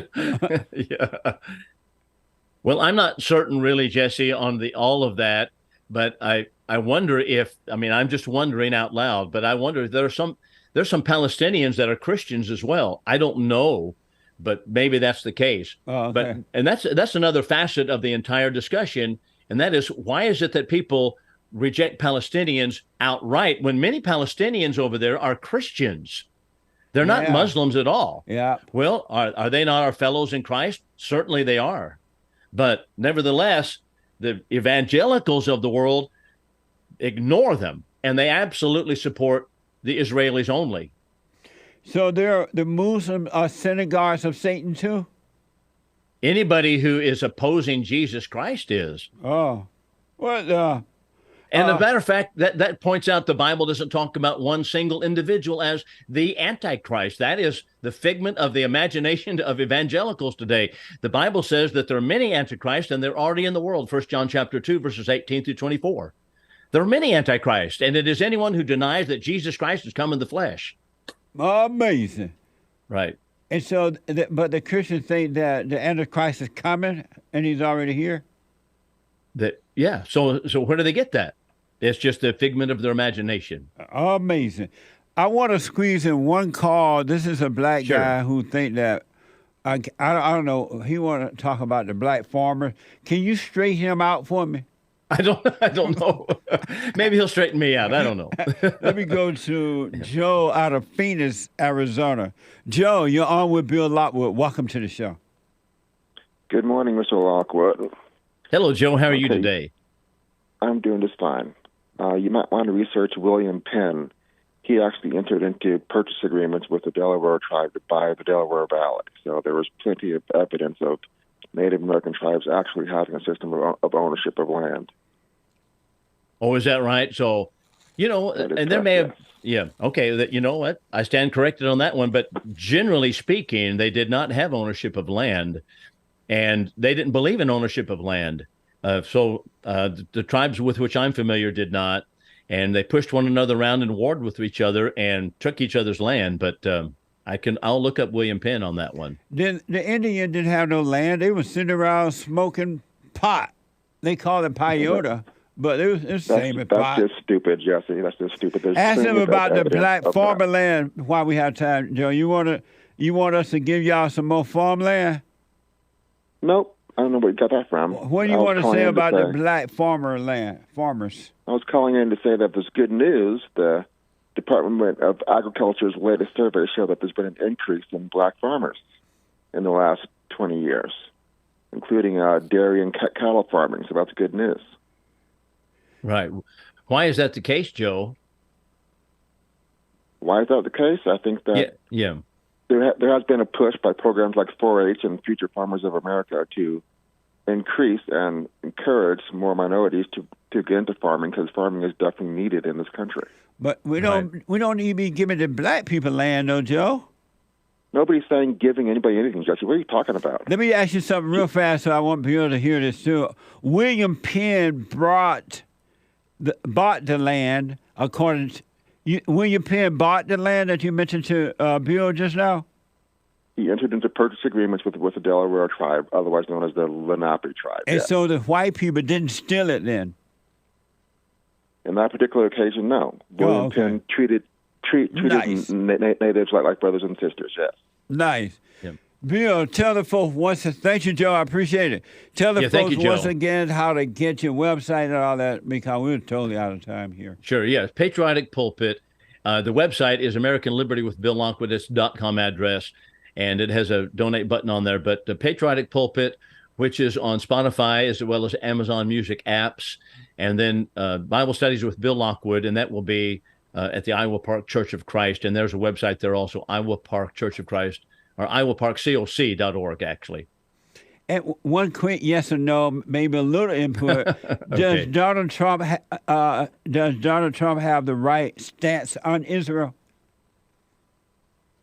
Well, what is his stance on Israel? I don't know. My producer told me to ask you that. Well, you know what? He did move the capital to Jerusalem, but I think that's probably, from historical standpoint, misguided. But I know that's everybody's cried for that. But nevertheless, I don't think that's. I think he just falls in line with the evangelicals really on this one. Oh yeah, I do know that he definitely supports Israel, and he's on that stand. Amazing, Bill. Thank you so much. It was this time we're about like 90 going north, man. I know it. Amazing. Yeah, thank you so much, Jesse, for having me, and tell everybody there at your place. Thank you for having me, and hope they have a great holiday season. Yes, sir. We all look forward to having you on around here and around the world, because we hear about your conversations all the time, even after you have gone. So, well, thank you for that, Jesse. Yeah, you bring some good information. Thank you so much, Bill, and we'll talk again soon. Okay. All right, buddy. Bye-bye. Bye now. Amazing. Bill Lockwood, folks. I am so out of time. The Hate Report is coming up now. I'll do your super chats and all that tomorrow. And the callers, if you can call me tomorrow or whenever you can again, I appreciate it. I am so out of time. The Hate Report is coming up now from 9 to 11. And after the Hate Report, Joel Friday TV, he black, and the American Anchor Baby. All right, at 12 noon. Brandon out of Canada Rick out of Hampton, Virginia. Kim or somebody just hung up. Dan, a first-time caller out of New York. Kim, I believe it was Kim, first-time caller out of New York. I don't know where you're from. Call me again. I'm out of time. Thank you all for your super chats and all that. I know that information for Bill Lockwood was helpful. We're going to have to keep bringing him back. Thank you all. Have a good one. Stand up and be true. I know we can be perfect just like you. I know we can find a way to man up and stand up for what's right if we give our plans up. I know we can have faith in the unseen while we stand up and get back to the way we were designed to be.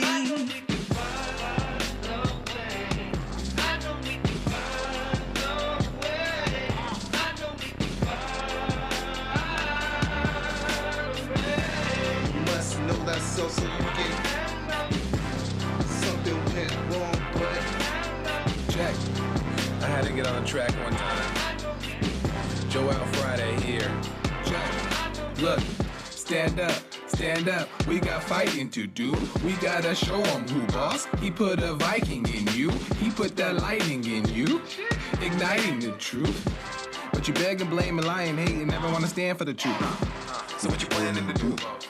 You understand in the lose. You better go talk to your mama. Better stop at the drama. Better drop all the trauma. Boy, you better stand up and up.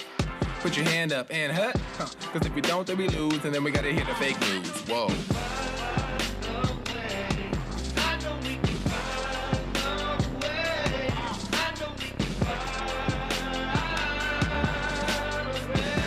You must know that so you get something went wrong, but face the truth about yourself and just seek first God's kingdom, cause you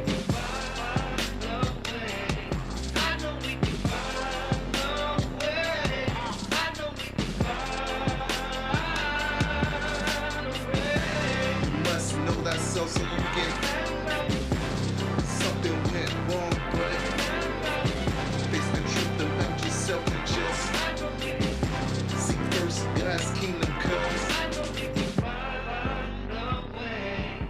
I know we can find a way.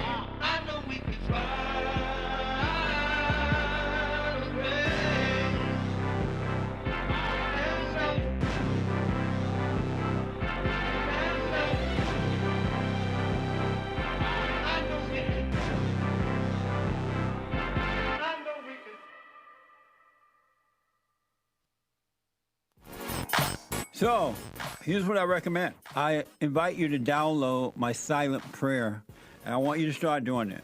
You just download it, get the points of how to do it, and then after a while, you just do it on your own. It's going to point you in the right direction that your life will be returned to you from God. He will give you your life back, because anyone and all people who has anger, they're not themselves. You are the person that you are angry at.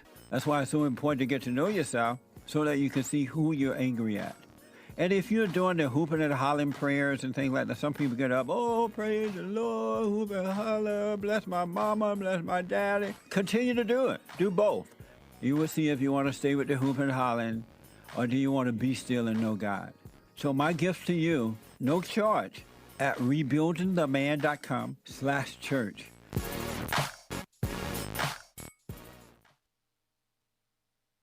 I noticed after a while that when these guys overcome their anger, they have amazing ideas about starting a business, but because they've been told that if you don't get a loan from the bank, or if you don't have a 5-year plan, or if you don't do this, and it's just simply not true, it's the first step.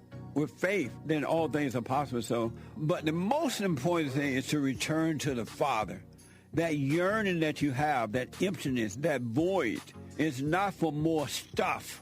It's not for more friends. It is a return to the Father, because there's no way you can return to God and be angry at your earthly father. So thank you all so much, right? People around the world donated to Bond at rebuildingtheman.com, or they call 800-411-2663, and we're still committed to pointing the right way for men and women to return to the Father.